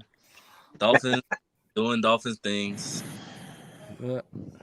And the Heat are the best team in the NBA right now. Say that again. I just know tomorrow's my birthday, so at least I know I get to see one victory for the weekend. Reason, I got a question. One sec, let me get to Crypto and British, and then you can go, bro. Crypto, what's going on, buddy? Hey, what's going on, Reese? Thanks for having me. My prediction for the score, I give a quick prediction. I say 33-21. You want to know what's another bold prediction on top of this one? What team? Waddle's going to have 200 yards? Yep, Tua gets his first 400-yard game plus. So are you saying Dolphins? Wow. Waddle comes close to 200. I would love that. God, dude, awesome. Tua's first 400-yard game in the NFL comes tomorrow or comes Sunday. I mean, it's possible for that. It's possible Based on the holes in their secondary, I think he'll exploit them. Honestly, you know what I'm gonna be interested to see, and then I want to get the British Fin fan, and then I'll let Florida Born say his piece or whatever. But I'm gonna be interested to see how they try and attack to a pre-snap. And how are they going to be blitzing us? Are they going to be sending rushes? Because Jacksonville really just relied on like 3- and 4-man rushes, and they still gobbled us up, but they didn't really send a bunch of pressure. So, British Fin fan, he was kind of bailing. What's up, buddy? And then Florida Born, ask that question you wanted to ask, whatever. Yeah. Good evening, everybody. It's really strange to see the Deshaun Watson rumors take another twist, and so many analysts and YouTubers and so many rumors that it's going to happen this week, it's going to happen before Monday, and I feel so sorry for Tua because I think the guy has just never really got a chance, man, and I understand the pull for Deshaun Watson, but the guy might not play till 2023 with all the litigation and all the lawsuits and stuff. So it's such a crazy time, man. I mean, I think it's 3 desperate men in the Miami Dolphins organization: Stephen Ross, Chris Greer, and Brian Flores. They're all desperate men, and when you get desperate men, you get desperate decisions. And I think that's what's happening right now. Yup. So Florida Born, what were you gonna ask, buddy? 2 things. Why do you think they have not put Hunt back to tackle with Jesse Davis just looking like has not looked good, like not progressed at all? Like even when the O-line looks decent, Jesse Davis is still looking like shit.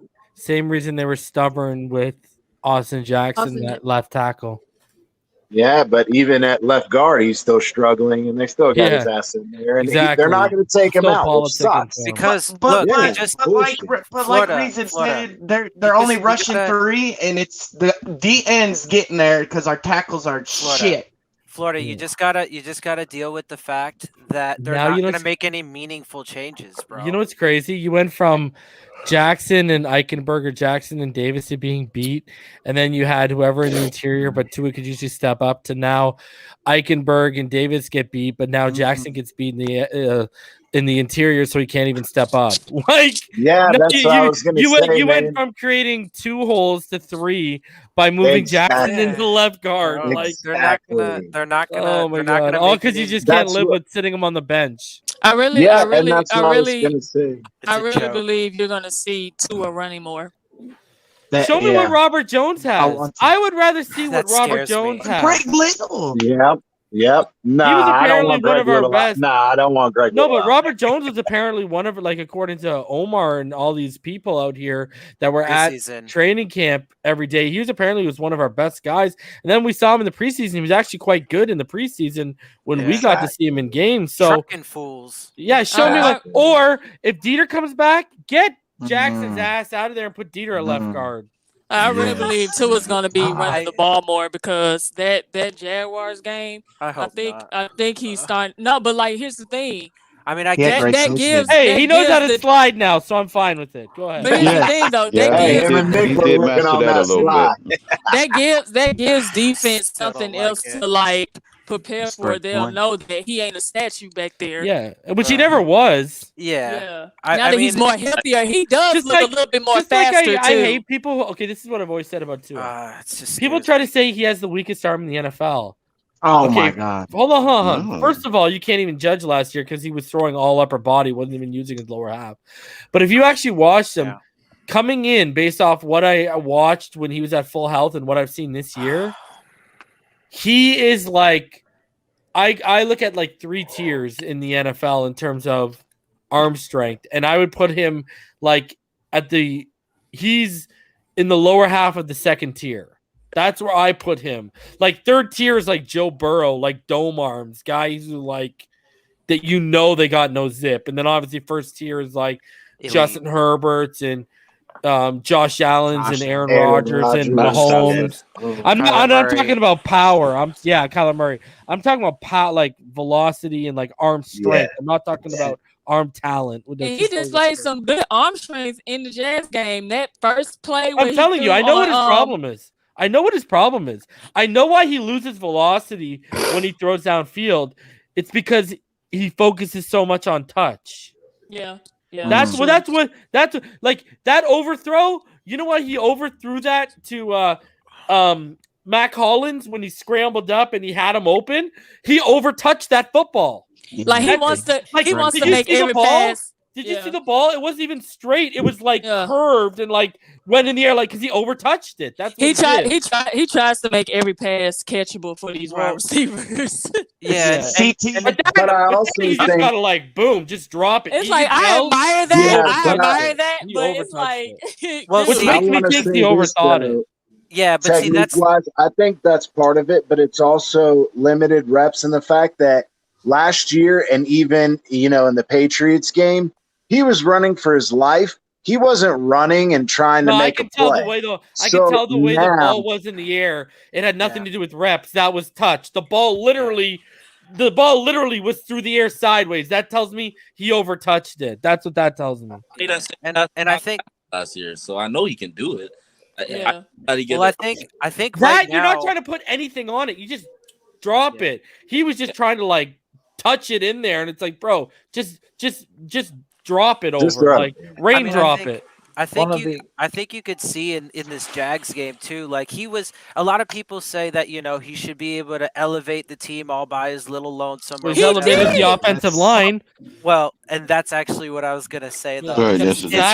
In a lot of ways, he actually did. And I think that you can even see in some of the not so great throws or whatever, you see it even there because he is trying to raised the level of this team all by himself. It's so much to overcome, man. Yo, But, you know what the thing and is, then you Dylan? add in the Everyone way- thinks it's year 2, but people aren't realizing he's only started 12 games. Right. Yeah, It's not even in year 2. That's what people need to realize. It's like Yeah. year 2 with like an asterisk And right look- now. Right. And That's look how what it is. far ahead. Year 2 in the calendar, bro, in actuality is year 1. Oh, he's only started 6 more games than Lawrence and Zach Wilson. Like as Right. he. I mean, he outplayed Trevor Lawrence. Omar Kelly said it himself. He said he made Matt Collins look good. I mean, he gave Gesicki his first 100-yard freaking game. Thank you. Yeah. Thank you. He's not even Jalen Waddle didn't have no touchdowns. He had more yards and more touchdowns with Tua in the Jazz game than Jacoby Brissett in 3 freaking games. Well, think about this. Think about this. It took, if you include the Buffalo game, it took what till the 4th game for us to have a passing touchdown. Bro, that's big. And under Jacoby Brissett? Tua gave you 2. No, Tua gave you 1 in the opening drive. Like we didn't have to wait 3 or 4 games for a passing touchdown. And we all said because we all said Jacoby, those throws that Tua made in that Jazz game, especially on 3rd and 4th down, Jacoby wouldn't have threw those. No, dude, you know what I don't get? Earlier in the game, on like what was it, 4th and 2, he completes that bomb to Gesicki or Smythe over the middle. Remember that? It was one? Matt Collins. Matt Collins. Yeah, Matt Collins. Yeah, it was Matt Collins. It was Matt Collins. And then on 4th and 1, you take the ball out of his hands when he showed the confidence to make that downfield of a throw and complete to make it down. And that's what pisses me off, Reason. And that's what pisses me off. Everybody says, "Oh, Tua should have won the game." The fucking coach took the ball out of his fucking hands. How can you not see that? I said it kind of jokingly. Yeah, I said it kind of jokingly in the chat or whatever, but you know, again, I mean, the dude is being set up for failure at every level. And really, if you look at it, I mean, depending on if you want to believe the some of the reports about the contentious relationship and so on and so forth, and even if you want to go as far as to say that he is trying to sabotage the kid, that would be an example you could use, right? Of like furthering the narrative that Tua's not the guy because look, we can't even trust him to do it on 4th and whatever. Like it's stupid and all that stuff. But honestly, at the end of the day, there's so much of this piling up that there is the argument that it is sabotage is getting stronger and stronger. Hey, Dylan, can I say this about the I understand what you're saying about the sabotage thing, but Flores is making himself look bad by doing that. He's not. But I mean, look, it's never. How are people talking be... about Tua when your coach, the one y'all said was just as good as Don Shula in my comment section, just got out coached in the last 4 minutes when it mattered by some guy who's more worried about grinding up on blondes and chasing skirts after a loss than getting his team better, and that guy just out coached you. Z-Man, I agree. I agree. It's stupid and it's self-destructive. Of course, it's not a good look by any stretch of the imagination. And then the times that's what egos do, bro. That's what egos do. Egos do dumb shit like that because they want to be the and the times. No, you know what the best I've heard? You know what the best I've heard? People have actually tried to blame the tight end not making his block on that play, which I agree. He obviously got beat. But why is he put in that position out of the shotgun on 4th and 1? Like, again, people are only looking at the black and white, the end result, not looking at how you got to that end result.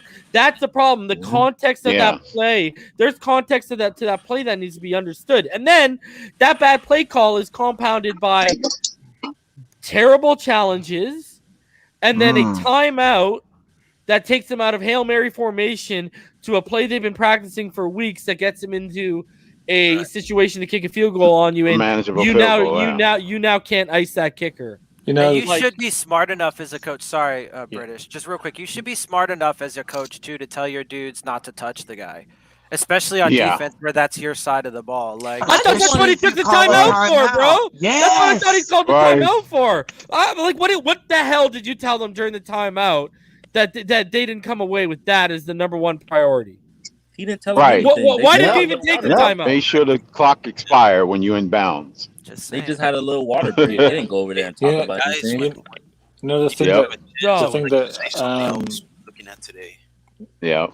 The thing that the thing that strikes me is that Tua was compared to Drew Brees. He was called the left-handed Drew Brees when he was coming out of college, right?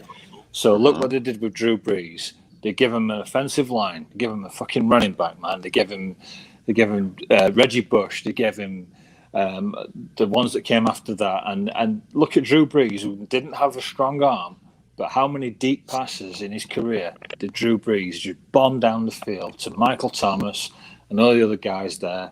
And we draft Tua, and we give him a subpar offensive line, no running back. Guys are in his face all the time. And, we just thrust him into a bad situation. And now because Greer and Flores are on the hot seat, they want to chuck Tua under the bus and trade I said they was going to sabotage him when it's all said. I said they was going to scapegoat him when it's all said. Bro, That's exactly what he's doing. he knows he can use Tua as a scapegoat because especially when you know you're losing the season anyways. Yeah, and he can be like, "Oh, well, I told you I wanted Herbert or I wanted Watson," and so. Finn's Forever 72 donates $5. He says root cause, not a direct cause. It is simple incident investigation. The root cause was the play and not how the people performed on the wrong play. Boom. Yeah, I agree. But my whole thing is I want to say something real deeper, quick. bro, than just the surface. On what Finn's was saying, though, is this narrative about this long ball BS? I just want to shut it up real quick. So we're going to give some logic to everybody. So what people refuse to admit is, all right, Tua can't throw the long ball, blah, blah, blah. He's not making explosive plays down the field. Now, long story short, the 40-yard dash is a standardized test for speed, and it takes a receiver on average between 4.2 and 4.5 seconds to run 40 yards in a straight line. And the 4.2 are rare. And the 4.2 are rare. Yeah, but I'm just saying, so this is no defenders in a straight line. So now let's imagine if jam. you want to add in quarterbacks and a route and actually running a route. And someone jamming you and someone trying to jam you at the line. Yeah, exactly. So you're talking about maybe 4.5 to 5 seconds for that play to develop.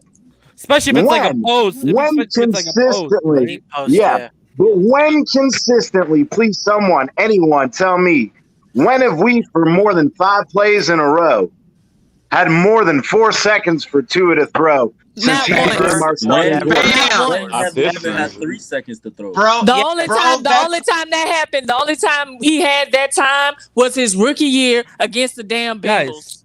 Guys. I just wanted to put that into perspective. Guys, I answered this question earlier in the preview. What did I say? When you look at out of 170 qualified linemen, the Dolphins O-line rank as follows in pass block win rate. Pass block win rate means you're going to hold your block for longer than 2.5 seconds. That's what that means. Greg Mintz is 53rd out of 170. Dieter is 92nd. Robert Hunt is 119. Davis is 153. Jackson is 157. Eichenberg is 169 out of 170. We're talking like from Hunt to Eichenberg holds his blocks longer than 2.5 seconds, only 76% of the time. Yeah. Jackson, 82.5. Davis, 83.1. Robert Hunt, at least he's close to 90 at 88.8. Yeah. Dieter, 90. Mance, 92.4. Like I said, bro, this line, they looked better against the Jags D, but they're still not very good, man. Yeah, but look at them. This is what I was telling everyone Herbert's line was last year. Yes, they were terrible, but it was reversed for them because they were better in pass. But look at us against the run.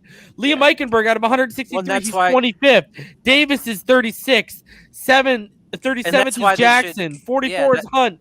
Dieter's also 44. Mance is 75th out of 163 qualified linemen in run block win rate. So if you got those numbers, if you got those rankings in pass blocking, we would now be. But you could at least get a proper evaluation of what Tua is with an offensive line, right? Well, and yeah, absolutely, and that's why they should run the ball more than they do. But that's why when you said your bold prediction of him getting 300 yards, I actually don't think that's a very bold prediction, just because of a couple things. One, because Tua's got the talent to do it, and two, because they're going to make him throw 50 fucking times a game. Oh, I got to do another breakdown of 50 throws. Yeah. Oh God. Yeah. No, look, Liz, until look they show something else, that's what we should running. expect, right? But here's the thing, though. Tua has the accuracy to complete all those throws. I mean, he did he completed 70%. 70% is a lot. He can throw all day long. Man, Tyler, and I hate how but the problem with that though is this. The problem though is this. One at a time. I found today, if you can allow me, I also hate that gossip or that narrative that Tua's not mobile. Bro, he's been running for like 10, 15 yards, getting us first downs. I did some comparison between him and Deshaun Watson in the same amount of starts, 13. And Deshaun Watson only has 2 more rushing touchdowns than Tua. He has 1 less win than Tua. He's 7-6, Deshaun Watson. And he has 8 interceptions where Tua only has 7. Damn! There's not like a way big difference between the two. What the hell's going on in the background there? The only difference is how you can throw the football. He is mobile. That's all he is. No, he was our second leading rusher last week. The guy can run. Look at how many first downs he got. And shout out to Fins Forever, another donation, $5. I think our O-line stats for running is because we are not running. So the other teams are prepared for the pass. Of course. Yeah, that plays into it for sure. They don't. You can literally go out there as a defense, and for the majority, just tell your guys to pin their ears back because we're going to be throwing the football. Yeah. Well, here's another quick thing, just really fast to add into the perspective. Think about how well this offensive line has performed in short yardage situations. Not very good. So and that's been in a lot of cases trying to actually run the ball. So that's another aspect of it too to keep in mind. But they certainly do have the better numbers when it comes to running. So.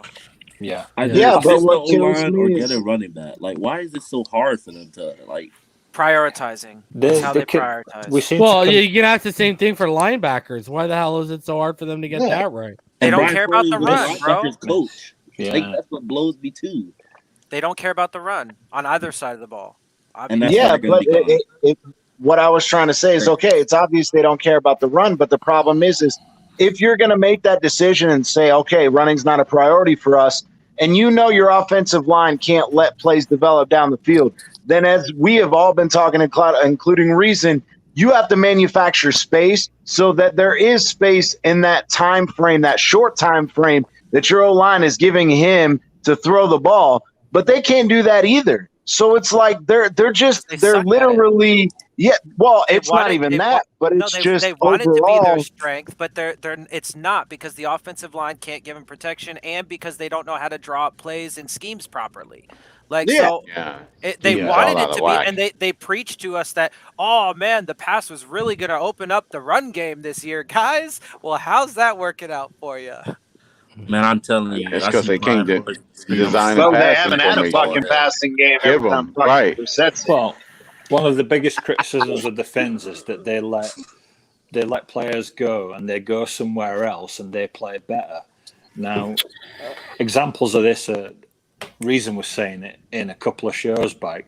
Illumino, who was on the offensive line, goes to the Raiders and is one of the best players on the offensive line. They let Fluker go, who didn't seem to be, and Flowers, and they've both gone and played better elsewhere. So you've got. I wish they would have called.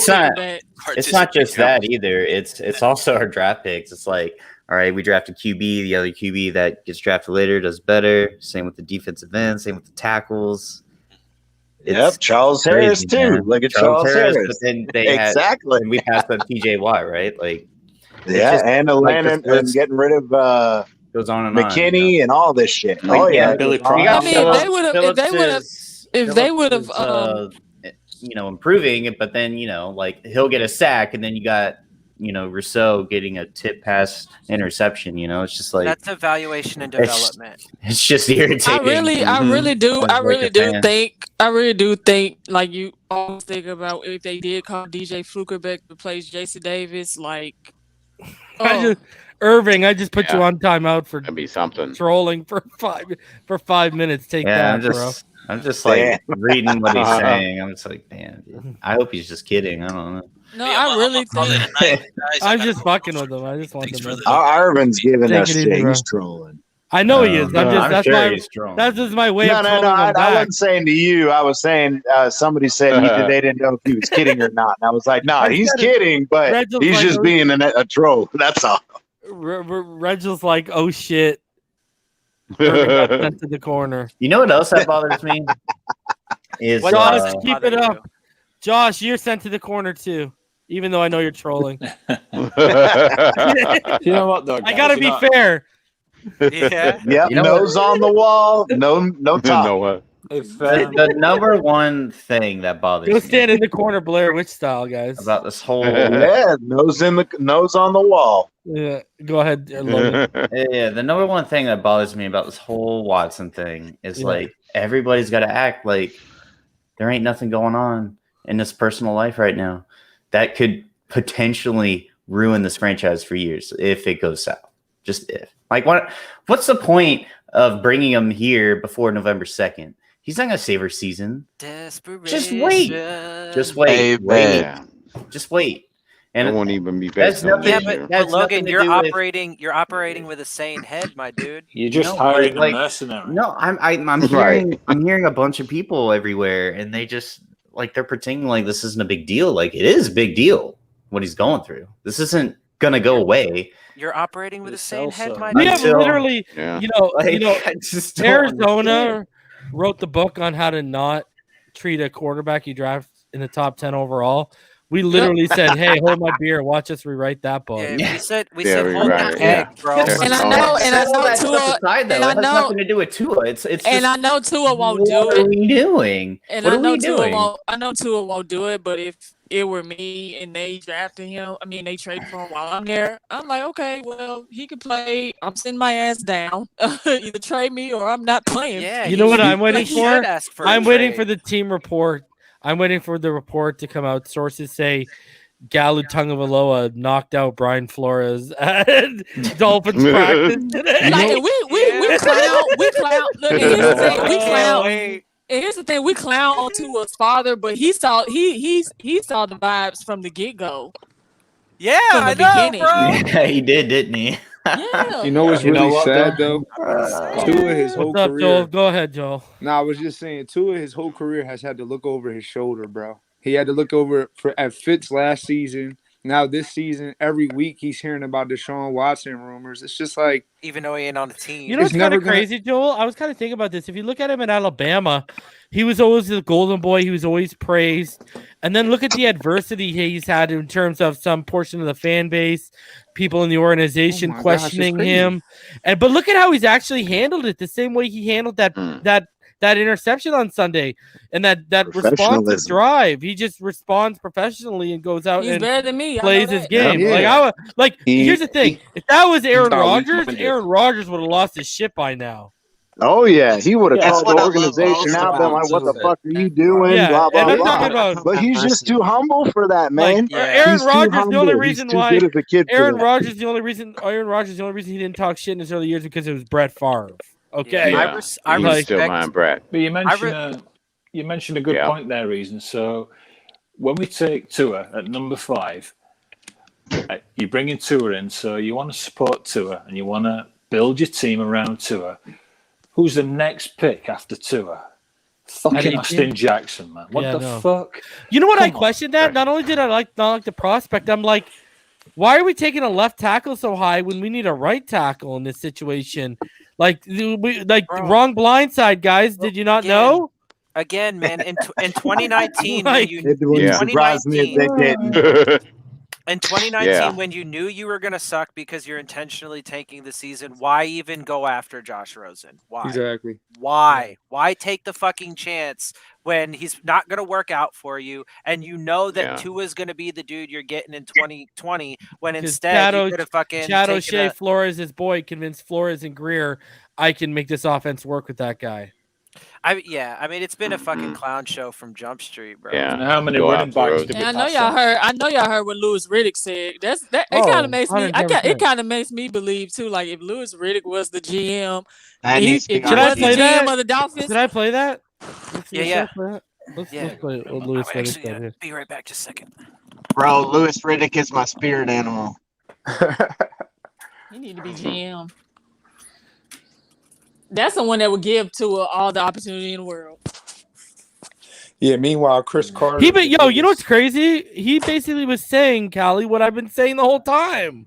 Yeah. And he even compared really Herbert. was. He even compared Herbert and said the same thing in comparison I was saying about Herbert. Like, yeah, we've all been saying it. Like their situations are totally different. You mean to tell me with this regime, Justin Herbert would have success? No, he would not. And then you know what's No, crazy? not this Even regime. if you go off the timeline, even if he played the way he did last year, he wouldn't have won the Rookie of the Year because he wouldn't have played enough games to break those records. And because of Justin Jefferson's year, he wouldn't even have won.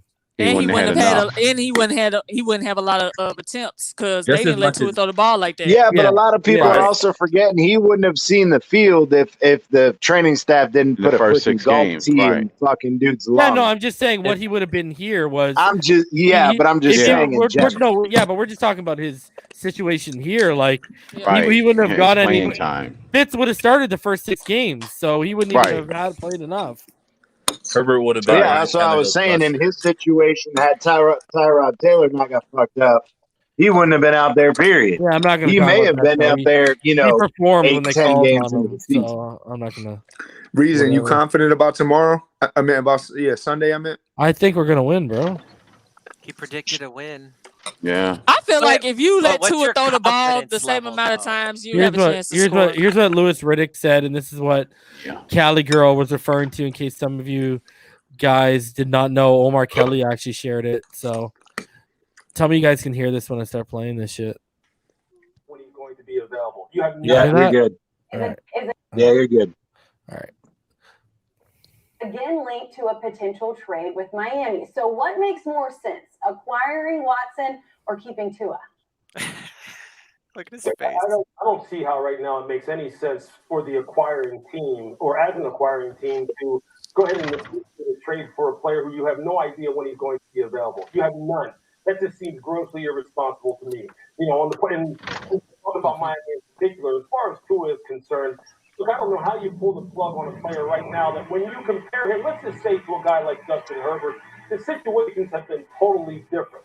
And if we look at that, you know, in its totality, look, number one, been healthy. Tua has not been healthy. You look at Herbert's situation, he had great mentors in the early part of his career last year, Hamilton, and then this year, the guy like Brandon. He even brought up Pepe Hamilton. How much do I bring that up? These are all people who helped him continue to develop and turn into the player that he has been. And then on top of it, a guy like Herbert has had great weapons and guys like Mike Williams and Keenan Allen. Tua has had none of that. He hasn't had the help. He hasn't had the mentors. He hasn't been in the same kind of offensive system that would lead to him having the kind of success that Justin Herbert has had. And so right now, I just don't know how you are able to make a true definitive declaration as to what he is as far as his prospects in the NFL when you haven't really set the table for him. I understand the fascination with Deshaun because of his ability and what he has proven on the field when he's been on the field. But as far as Tua is concerned, he has not been set up for success to this point. And if you are lucky enough to get a hold of a young man like this because Miami does what they want to do at the quarterback position and move opposite of him, I would be definitely looking into doing that and then trying to set the table for this young man because I feel like as though the deck has been stacked against him. Some of it has been in Miami's control, some of it has not. Definitely two very different. And when he says Miami's control, that means they had the opportunity to draft. get an offensive line and a running back. They chose not to do it. I swear when I heard that. And when he says some of it's been in their control, he's talking about the capital they used and whiffed on. That's what he's talking about. Yes. It's not And just that lets me know too. If Louis Riddick was the GM, he would do what he was supposed to do for Tua. But it's even more than that. People understate the importance of how much the coaching staff support somebody. Somebody's eating something. People understate the importance of the coaching staff believing in the kid and having his back and so on and so forth. Like, because if with Brian Flores, if, he didn't want him and doesn't want him now, well, that's, more reason to believe that he's not going to care so much about the offensive line and he'll just focus on his baby, the defense, right? Like, it's very much understated how important that You mean the 30? Like somebody said on Twitter, like, is it true or false that Tua hasn't been given a fair shot? And I said, Jesse Davis is still Tua's right blindside tackle. And that should tell you everything you need to know. To the confidence. But I just find it funny that a lot of people like EM loves Louis Riddick. He holds him as one of the only guys in the media. He actually takes what he says very seriously. I know a lot of people like that hold Louis Riddick in the high regard. Everything he just said, I've been saying for like fucking 9 or 10 months now. Like even longer if you go back into the season last year when we were actually performing. So we're over like we're coming up on almost a year once we get into November, December. I've been saying exactly what Louis Riddick's been saying. Everybody on this panel has been saying that. And then I heard another podcast kind of said the same thing. And was like, you jerk, like there was like there was like his rookie year, Brian Flores jerked Tua in and out of the lineup for Quinn. Fitzpatrick instead of letting him play it out. So they was like, they starting to come around there too. And then some women who interviewed Tua Tagovailoa's father said they really want to, be a part of Miami's, community but the Dolphins are treating him like shit, and she even went as far to say they're sabotaging him. Rumel 92, Flores came out and said he doesn't get into rumors, and Tua is his QB right now. I don't believe him. Yeah, it's a bunch of that's a weak ass bullshit. fucking endorsement. The funny thing I find, the thing about that I find is like you funny, say that, but your actions say otherwise. That's why the thing about that I find funny is that there are still people out there that actually believe the shit that comes out of his mouth. Exactly. Bro, I don't even watch his media availabilities anymore because me neither. I don't need to get lied to for 20 minutes of my life a day. All right, let's go through some final thoughts here because I got to get out of here. I was only supposed to do this for an hour and a half. Got my wife waiting to watch a movie. Florida born. You're first up. Your final thoughts, dude. And please, for the love of God, everyone, no dissertations. Like, I don't need essays for your final thoughts, guys. Tonight, let's keep them short and sweet. Florida born. Go ahead. I'm kind of like with you, Reason. I think Tua's going to have a hell of a day. But I also think Calvin Ridley's going to have a hell of a day, and the coaching staff is going to screw the pooch. But Atlanta's going to win. I'm in the hole with Pyro. Fins up. Logan, your final thoughts, buddy. Yeah, man. I don't see us winning with the defense playing the way it's been playing, and our cornerbacks out, and our linebackers playing like trash bags. So, yep, 31-28 loss, and I think that's when they make that desperate move to change their franchise. Omar called Flores a liar today, and if you watched him on Big O, he also talked about the distraction that this whole Tua thing is having in the locker room, and basically indicated the players have told him that this is a distraction that's ongoing. Tyler, your final thoughts. Hopefully, Tua is able to pull this one out. I know he's going to have a good game. Hopefully, at this point, since I've seen him audible out of place before, hopefully he does it a little bit more often. If they ain't going to give you the chance to win the game, take it from them. Call your own damn plays. That's how I look at it. Just go rogue. Yeah, that's it. Go rogue 12 games into your career. Just go rogue. Go rogue, baby. Go rogue. They train you anyway, so fuck it. There wasn't a check out of that play, though, and they were out of timeout. Yeah, not the Malcolm Brown one. There wasn't. Yeah, there was no check out of that play. But there was on that Waddle TD. That first Waddle and he TD took was it. supposed to be a run, and he took it. Yeah. And he took it during the Patriots game, too. There was a check out, if anybody remembers. So Devontae Parker That's on the what slant. frustrates with me, people saying he doesn't take games. he That's does. a lie. He literally took 2 games. Check out or not. He should just go rogue. He should just Crypto, go the entire your final game. thoughts. Yeah, I think we could turn around as far as the game goes. Of course I think you they'll do. get in the win column. You need your prediction to hold up. Somehow they got to finish. Yeah, I 14 know. and 4, right? That's not even. we gotta win out. Yeah, I know it's crazy, but hey, I think we got a shot. I think Logan's onto something. If we were to lose tragically, they'll get desperate and pull the trigger on it.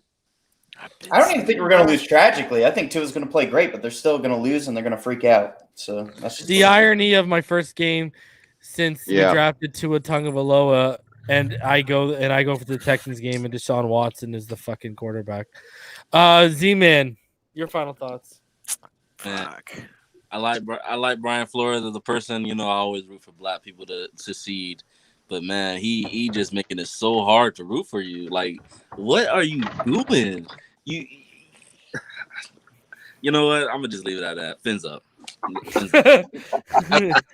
Crypto, your final thoughts? Fuck it, Chris. Oh, sorry, CT. My bad. Yeah, you're good. I just think again there are a lot of changes that need to be made that aren't being made. So, Pyro, I know talked about it before. I'm in the whole. If I know Tua is going to ball out, Tua is playing well, and he's going to continue to learn and get better. But I don't think this team can, and so that's kind of where we're stuck at. So, fins up, and hopefully we win. Dylan, final thoughts, buddy? Yeah. Thanks for having me. I've been with Galu this entire time, man. I've been down on Flores. He showed his colors early, man. You got to believe people when they show you. But besides that, Falcons game, 27-20, that's my prediction. I just don't have a ton of confidence right now in this entire organization. So, hopefully they can prove me wrong.